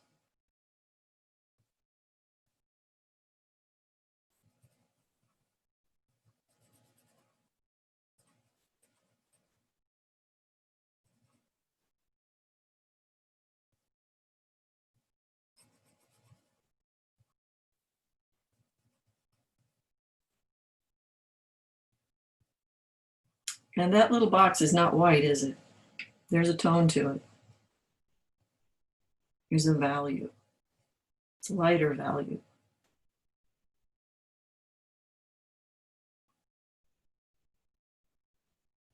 Same thing here. I'm going to go back over this and put that tone in now and go back over my dark when I'm doing it.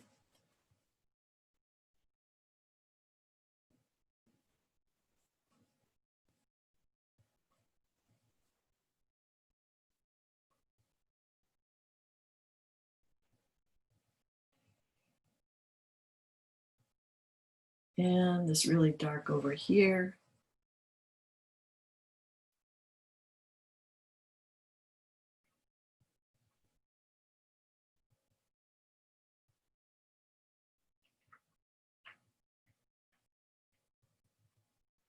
Linda, there's a building in this.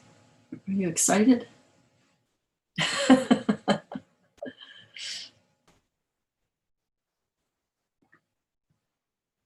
There's a couple little windows on the side.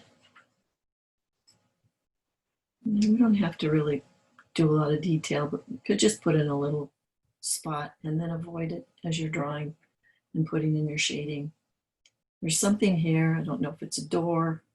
We don't have to really give it a lot of detail. Just maybe show that there's something there.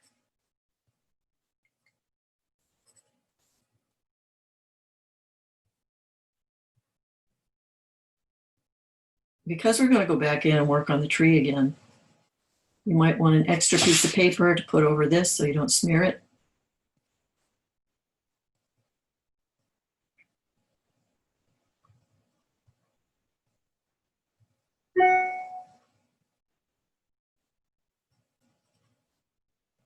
This is where the negative space comes in, really fun, on that fence. We're just going to draw the spaces in between. And when you draw the spaces in between on the fence, you, voila, have a tree. I mean, a fence. Oops. So I'm going to do some of those little spots in here, leaving that little white edge So you can see that there's a fence. And it's really dark. It goes almost to the edge, and then you can see that there's a post in here. So I'm kind of leaving that post.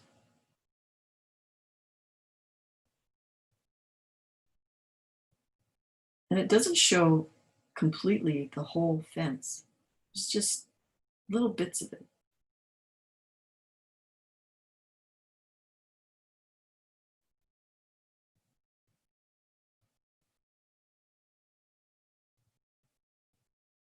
It gets lighter as we go down here because the cabin isn't behind it. It's just that little hill. You don't have to draw perfect lines. We can just do little bits of shadow here and there. And your eye will fill in the rest.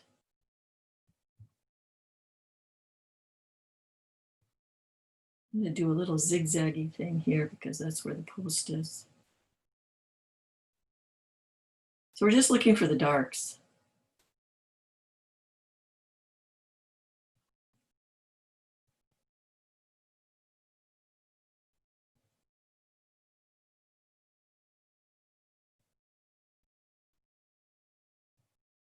So I'm not outlining everything. I'm just putting in things very simply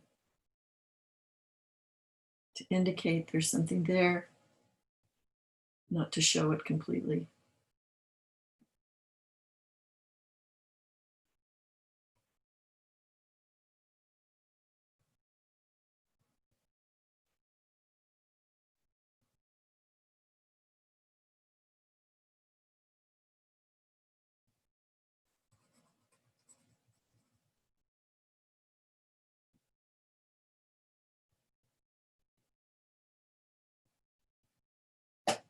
You could bring in another pencil at this point. I'm going to bring in my 2B.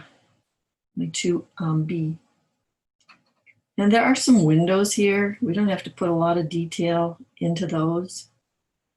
They're really hard to see anyways. We just want to indicate that there is something there.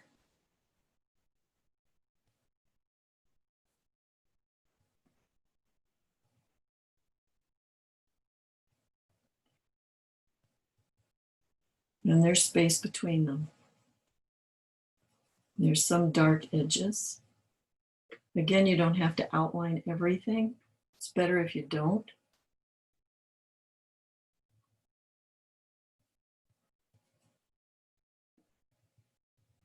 Look at where the dark lines are and put those in. And then you can see that the other ones just fade out.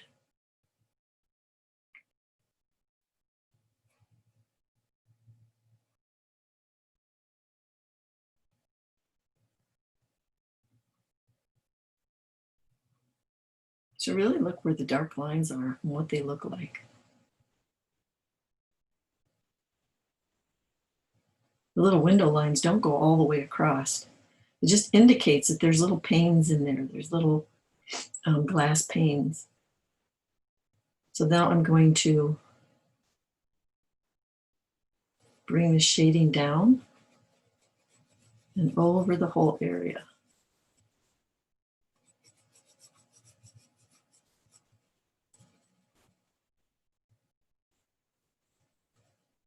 There's a lighter spot here, some kind of thing on the cabin. I don't know what it is. We could cover it up. It's not important.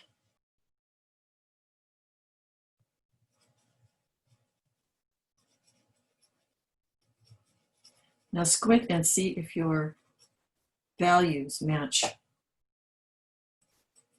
Is it dark enough?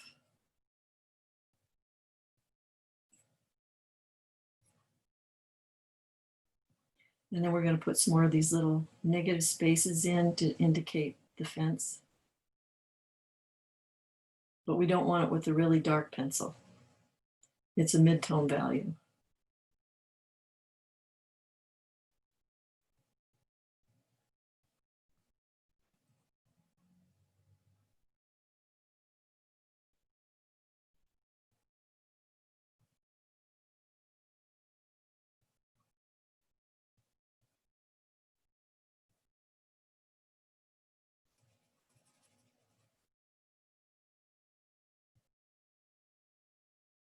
really fades out when you get down to the bottom of that fence.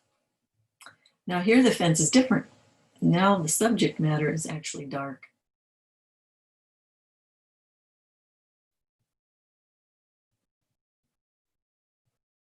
It should match, which mine doesn't. It should match where that other post is. So I'm going to erase it because I did it wrong. So wherever this little post is here, that's where your dark line needs to be. It's the opposite. You can kind of see where I screwed up. I was doing it the opposite way. And these aren't all the same darknesses either. It gets lighter as you go down to the bottom and it almost disappears. There's a couple of dark marks here and here.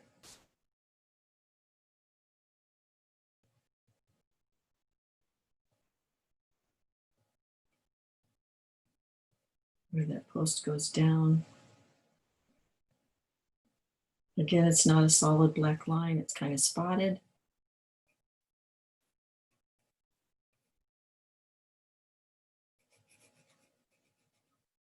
Okay.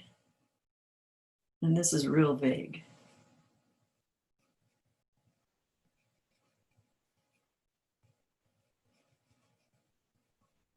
Darker here, really vague here.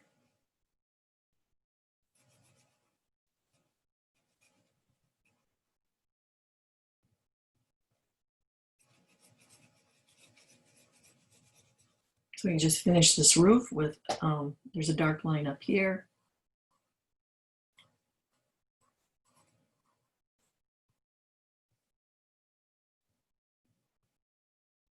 I'm going to sharpen this up a little bit.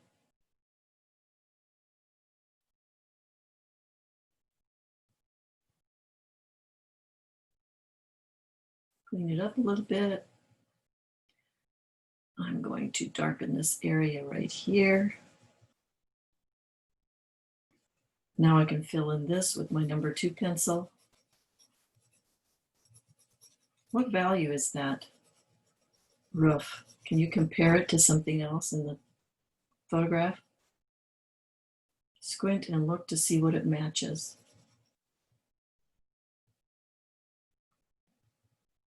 It's probably as light as this fence.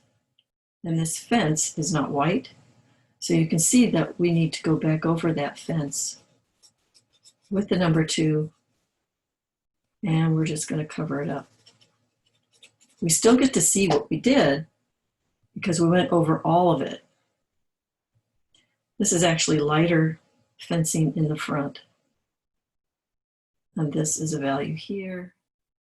Gets darker in here. So we're just checking those values. Some areas of that fence are lighter than others. And if you look up here, the top of this roof is just a little bit darker.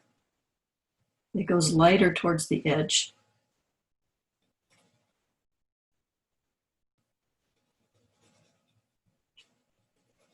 So it's not all the same value, but I think it's pretty close. We could come in here and we could just do a real light fence indication. Again, not perfect. Following the values. Some dark, some light. There's a darker edge over here.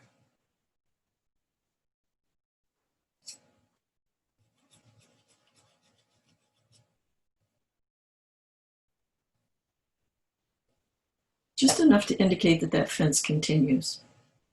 Our focal point is over here. That's where we want to spend all of our energy and our time figuring out. Okay, so we can come back in and finish the hill. But I'm going to put my piece of paper over this, and I'm going to start working on this tree. And I'm going to start working with looking for those darkest darks.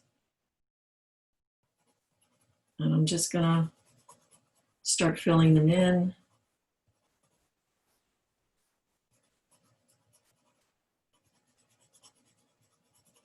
You look at this side over here is much darker than this, although there is some differences, but this is really dark.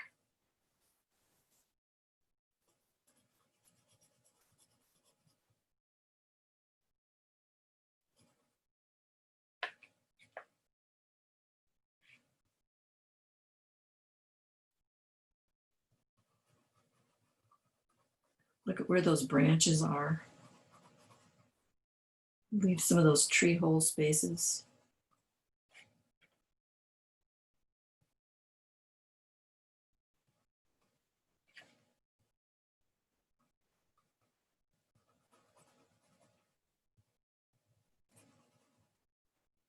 We're not going to cover up all of our values, but we have an undertone value now that we can work with.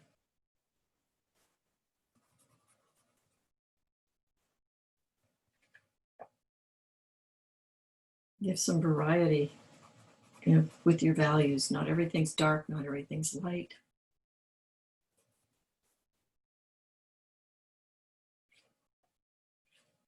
And just work your way up the tree. Look for those darks.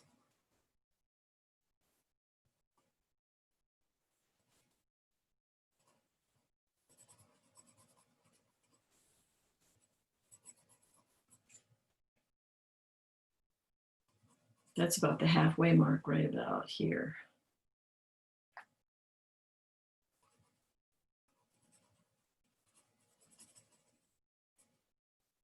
And you can blend out into your tree.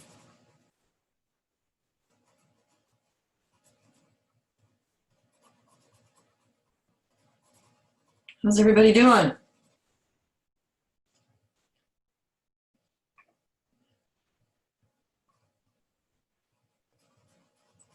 These are some important tree holes right here. So make sure you indicate that you have some there.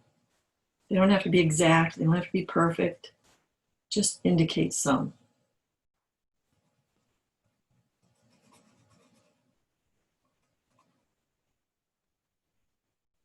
Keep it wispy on the ends.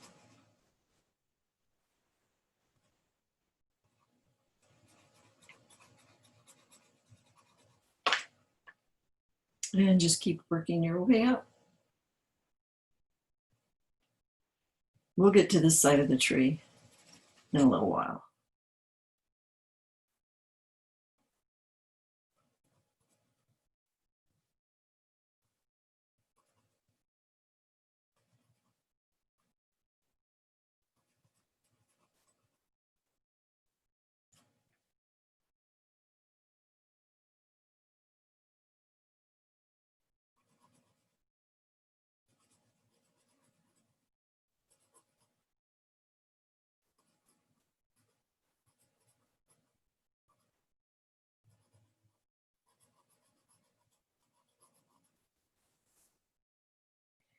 You can see I'm following that line that I first indicated when I did my little rough sketch.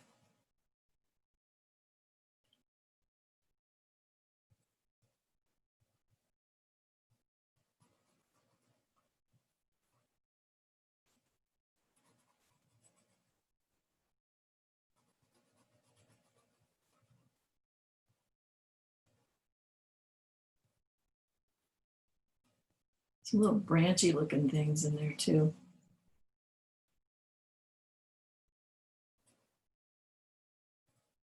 You can keep it spotted. You don't want perfect lines. Just spot darks here and there.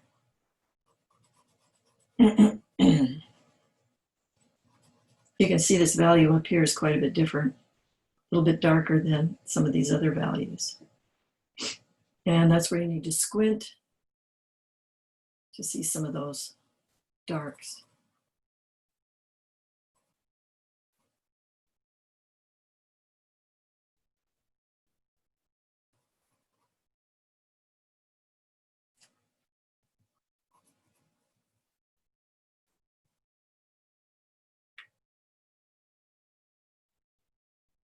If your hand gets crampy, you can just take a break and exercise that hand out a little bit.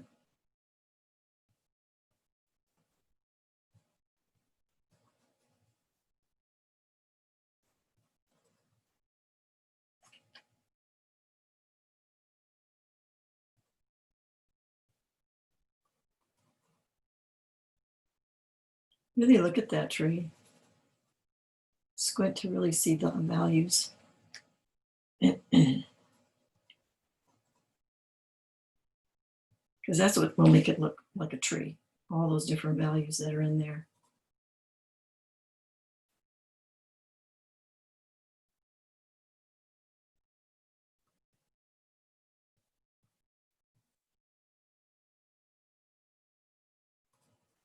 I can see a really light area right here. It's lighter here, it's lighter there, lighter here and here. So I want to try to keep some of those things.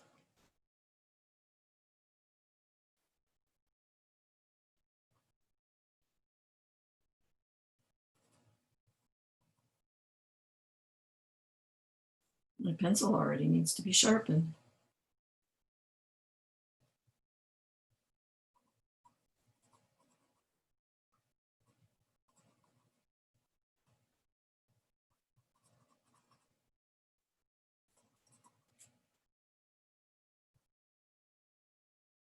There's a tree hole in here.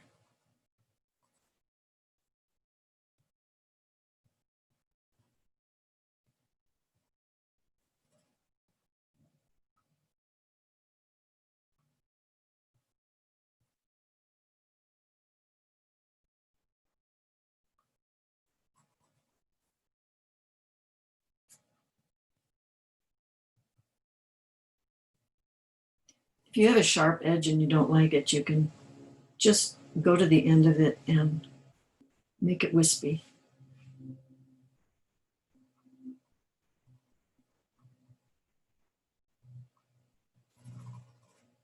Blend it out into the background.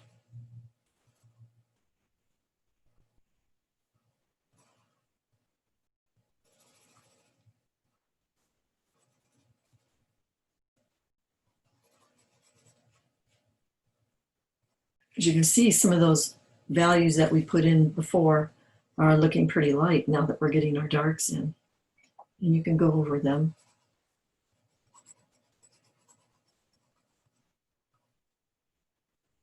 More tree holes here.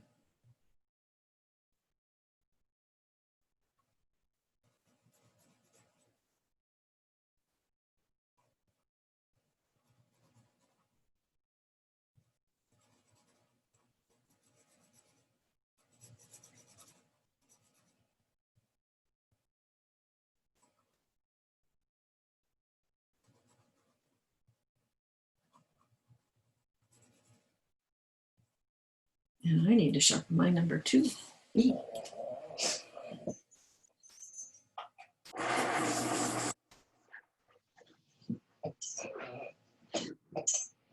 Oh, we're almost done with this tree.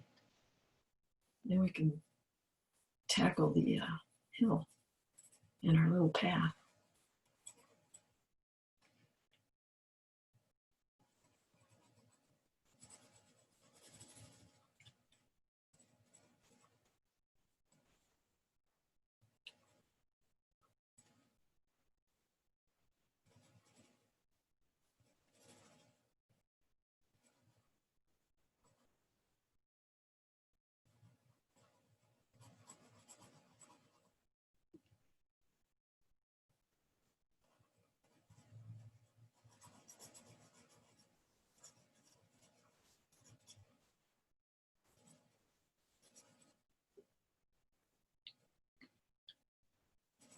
If you have a value that's too light, go back in, check it against what some of your other values are. Darken it if you need to.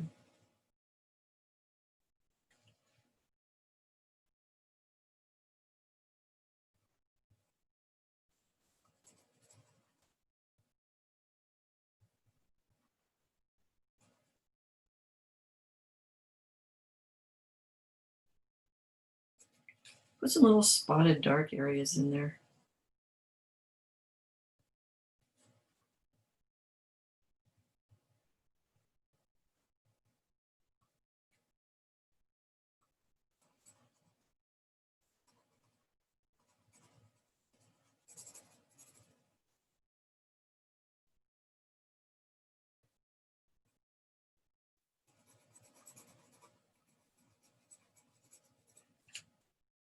I think this area in here is too light, so I'm going to darken it up a little bit.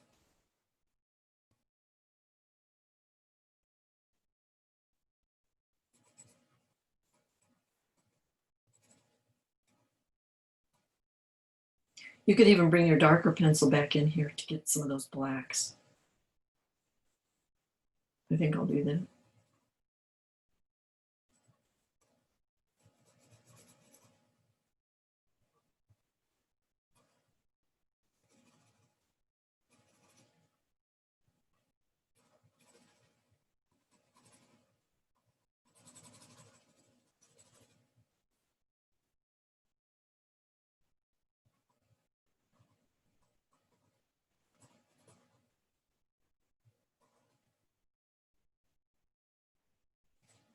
Okay, I'm going to bring in some darker darks. I'm going to get my 6B and I'm going to hit some of these really dark areas.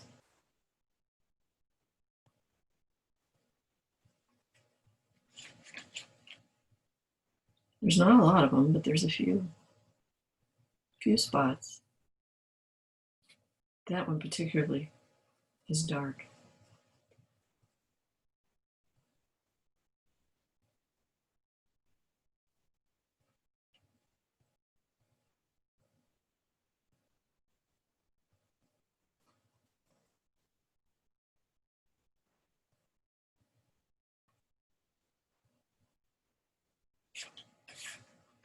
And then you can bring in your eraser. And you could clean up some of these edges.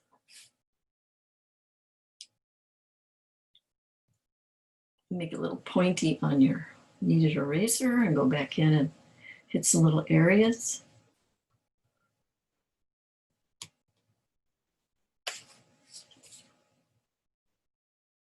Even bringing it into your picture to make the edge not so perfect, but let there be little detail pieces.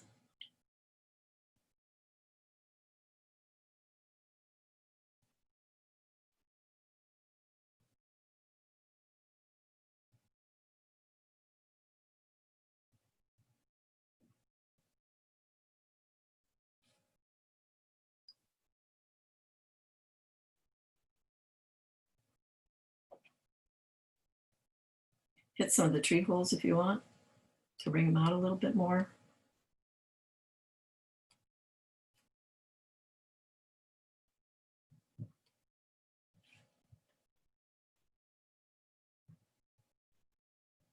Some of these branches could be a little bit darker on this side.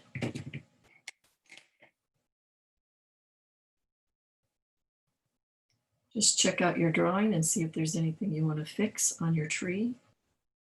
Something need to be darker or lighter. Make your adjustments.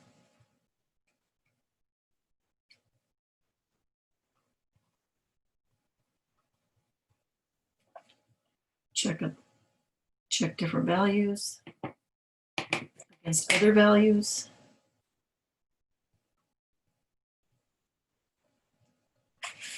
And we can start clean up. I'm going to clean this up a little bit. We can start our hill and our path.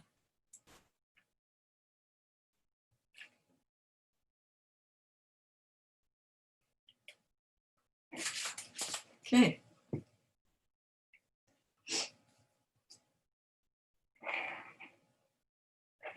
What do I want to start with? Maybe I'll start with the HB. And I'm just going to go over this whole hill because that whole hill has a value. The fence is lighter, the building's darker, the tree is a mismatch. So some of the tree area values are the same. Some are as dark as the building. The shadow is going to come out quite a bit farther.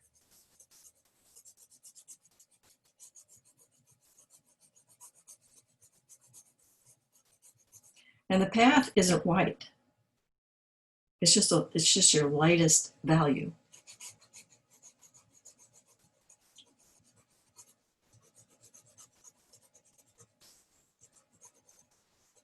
You know, if you wanted to later on, you could put a mountain in the background. You could put clouds. You could go online and look up mountains, and you could draw a mountain in here.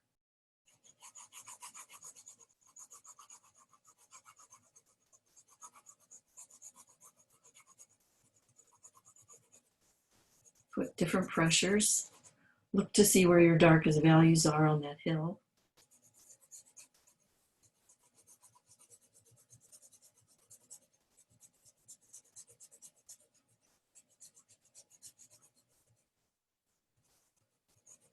You go lighter pressure on the outside of the shadow of the tree to blend it into what's happening here with the hill. You see there's little areas of that hopscotch around, maybe different grasses growing into that path. You can make those a little darker, just little darker spots. Maybe some spots in here. You don't want a perfect edge against that. So you can go in and erase that little edge that we drew to begin with. And you can kind of just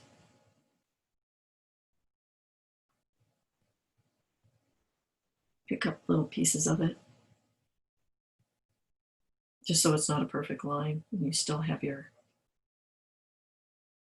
you can still see where your path goes. Notice here too, there's a darker value here. It lightens up as you go to the shadow. So there's just some very subtle changes in the values.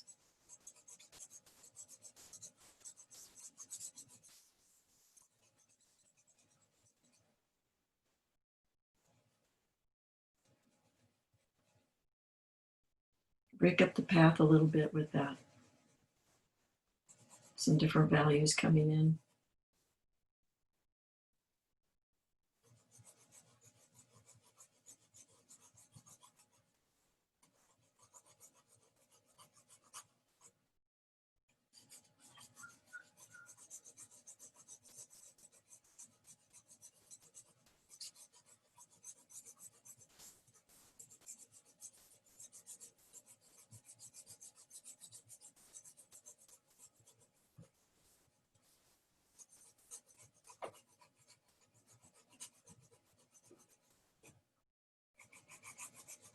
Kind of a darker hill over here, little hilly area.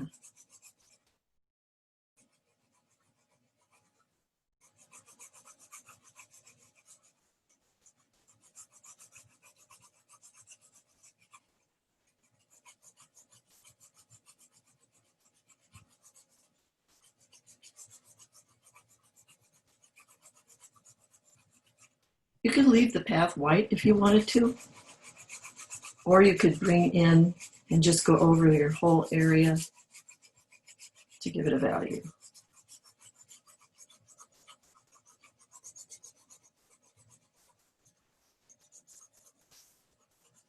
Anyone have any questions?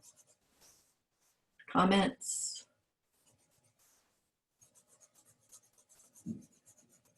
That shadow under the tree could be really dark.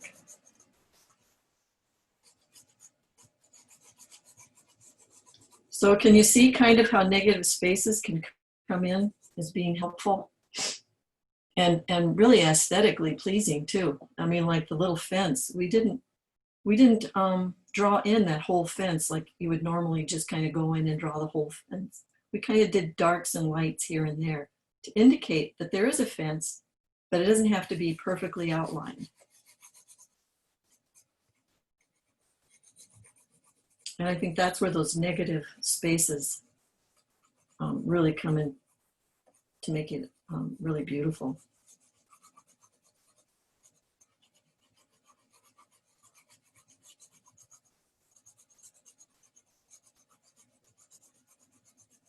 Keep squinting to see those values. Does something need to be darker?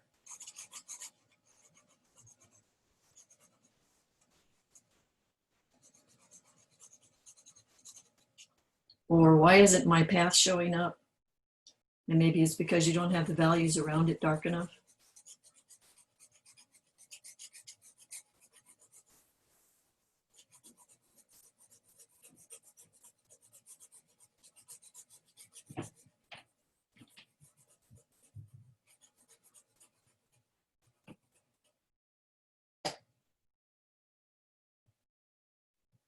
Anybody finished? They want to share their drawing?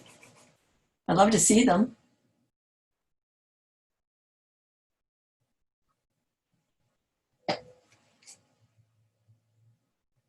So Grace. Oh, wow, Grace. Well, wait a second, Michelle, I'll come back to you. Wow, you got your nice darks in there. I really like how you did your tree. Pretty. Oh, I love your trees. They're just great. They're all so beautiful. Nice. Are you still working on your cabin a little bit, Tanya? It could be darker.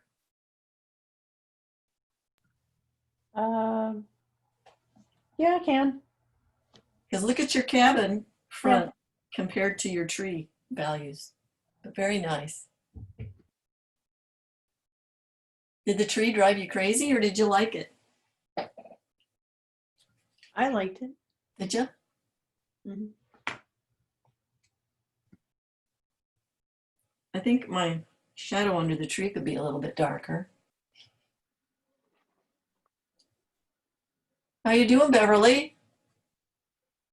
You can unmute. And Linda, how are you doing? Show it up higher, Beverly. I can't see it. There you go. Oh, wow. Good work. I like how you did the hit and miss darks and lights on that fence. Thank you. Everybody's trees turned out really good. Very happy. I think the tree was hard. How'd you Trees do, are Linda? hard.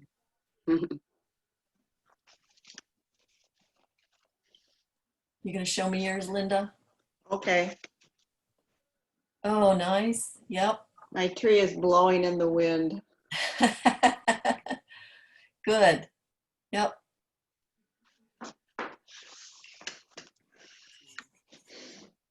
Well, next week, I would like everybody to have some still life objects on hand. I'd like you to have a cup with a handle, you know, like something like this. Doesn't have to be a tall mug. It can be just a cup. Be a fancy cup, or it can be a cup like this. I'd like you to have a little saucer or a plate with a spoon and something to put on the plate. It could be a cookie, it could be two cookies, it could be a brownie. But I'd like you to have those on hand because we're going to talk about composition and setting up compositions that are pleasing. And we're going to draw, we're not going to draw nature.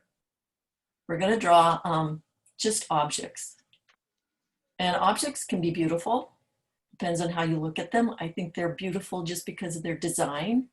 You know, every object, if you set them up together and you can see the designs and the values, they all are beautiful.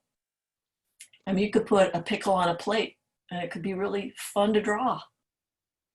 You could put a pickle on a plate next week if you want. Because think about all those little lumps and bumps that are on those pickles that are just really unique shapes. I did crabapple paintings last week, and I did it because I loved the design of the branches.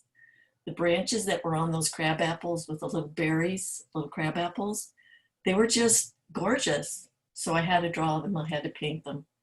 So anybody have any questions? Did you finish your drawings? Pretty much. Pretty much. You still have the wheels to finish. Oh yeah. So you can work on that this week. And then you can bring them back and show them next week. I would love to see some of them done. Maybe I'll finish mine too. I'm a procrastinator. I have to remember to do that. So does anybody have any questions as we wrap this up? I think you all did a great job today. I think negative space was kind of hard to wrap your head around. But if you think of it as a tool and helping you with proportions, I think you'll just love it eventually. And you'll look for it and it will help you in your drawing. Another tool that a lot of people like to use are graphs. I don't particularly like them because I think they're a lot of work. But you can see how a graph could help you set up something. This one did work somehow. But anyways, you can see if you did a graph and then you put a graph together on your paper, you can see how that's a lot of work. You'd have to draw your graph. I think it's easier just to have little points to refer to because it's pretty much the same idea. It shows you where to place lines. And that's basically what a graph is. A lot of people like to use graphs. I'm not going to say they're bad. Everybody has their own way of working. We got done early. You guys are just fast. I'm impressed. You're going to keep me on my toes. I have to have lots more stuff available for you to draw. But thank you, and I hope you all have a great week. And we'll see you next Monday. Thank you, Deb. You're welcome. Thank you, Good to Deborah. see you all. Everybody have a good Bye. week. Thanks, Bye-bye. Deb.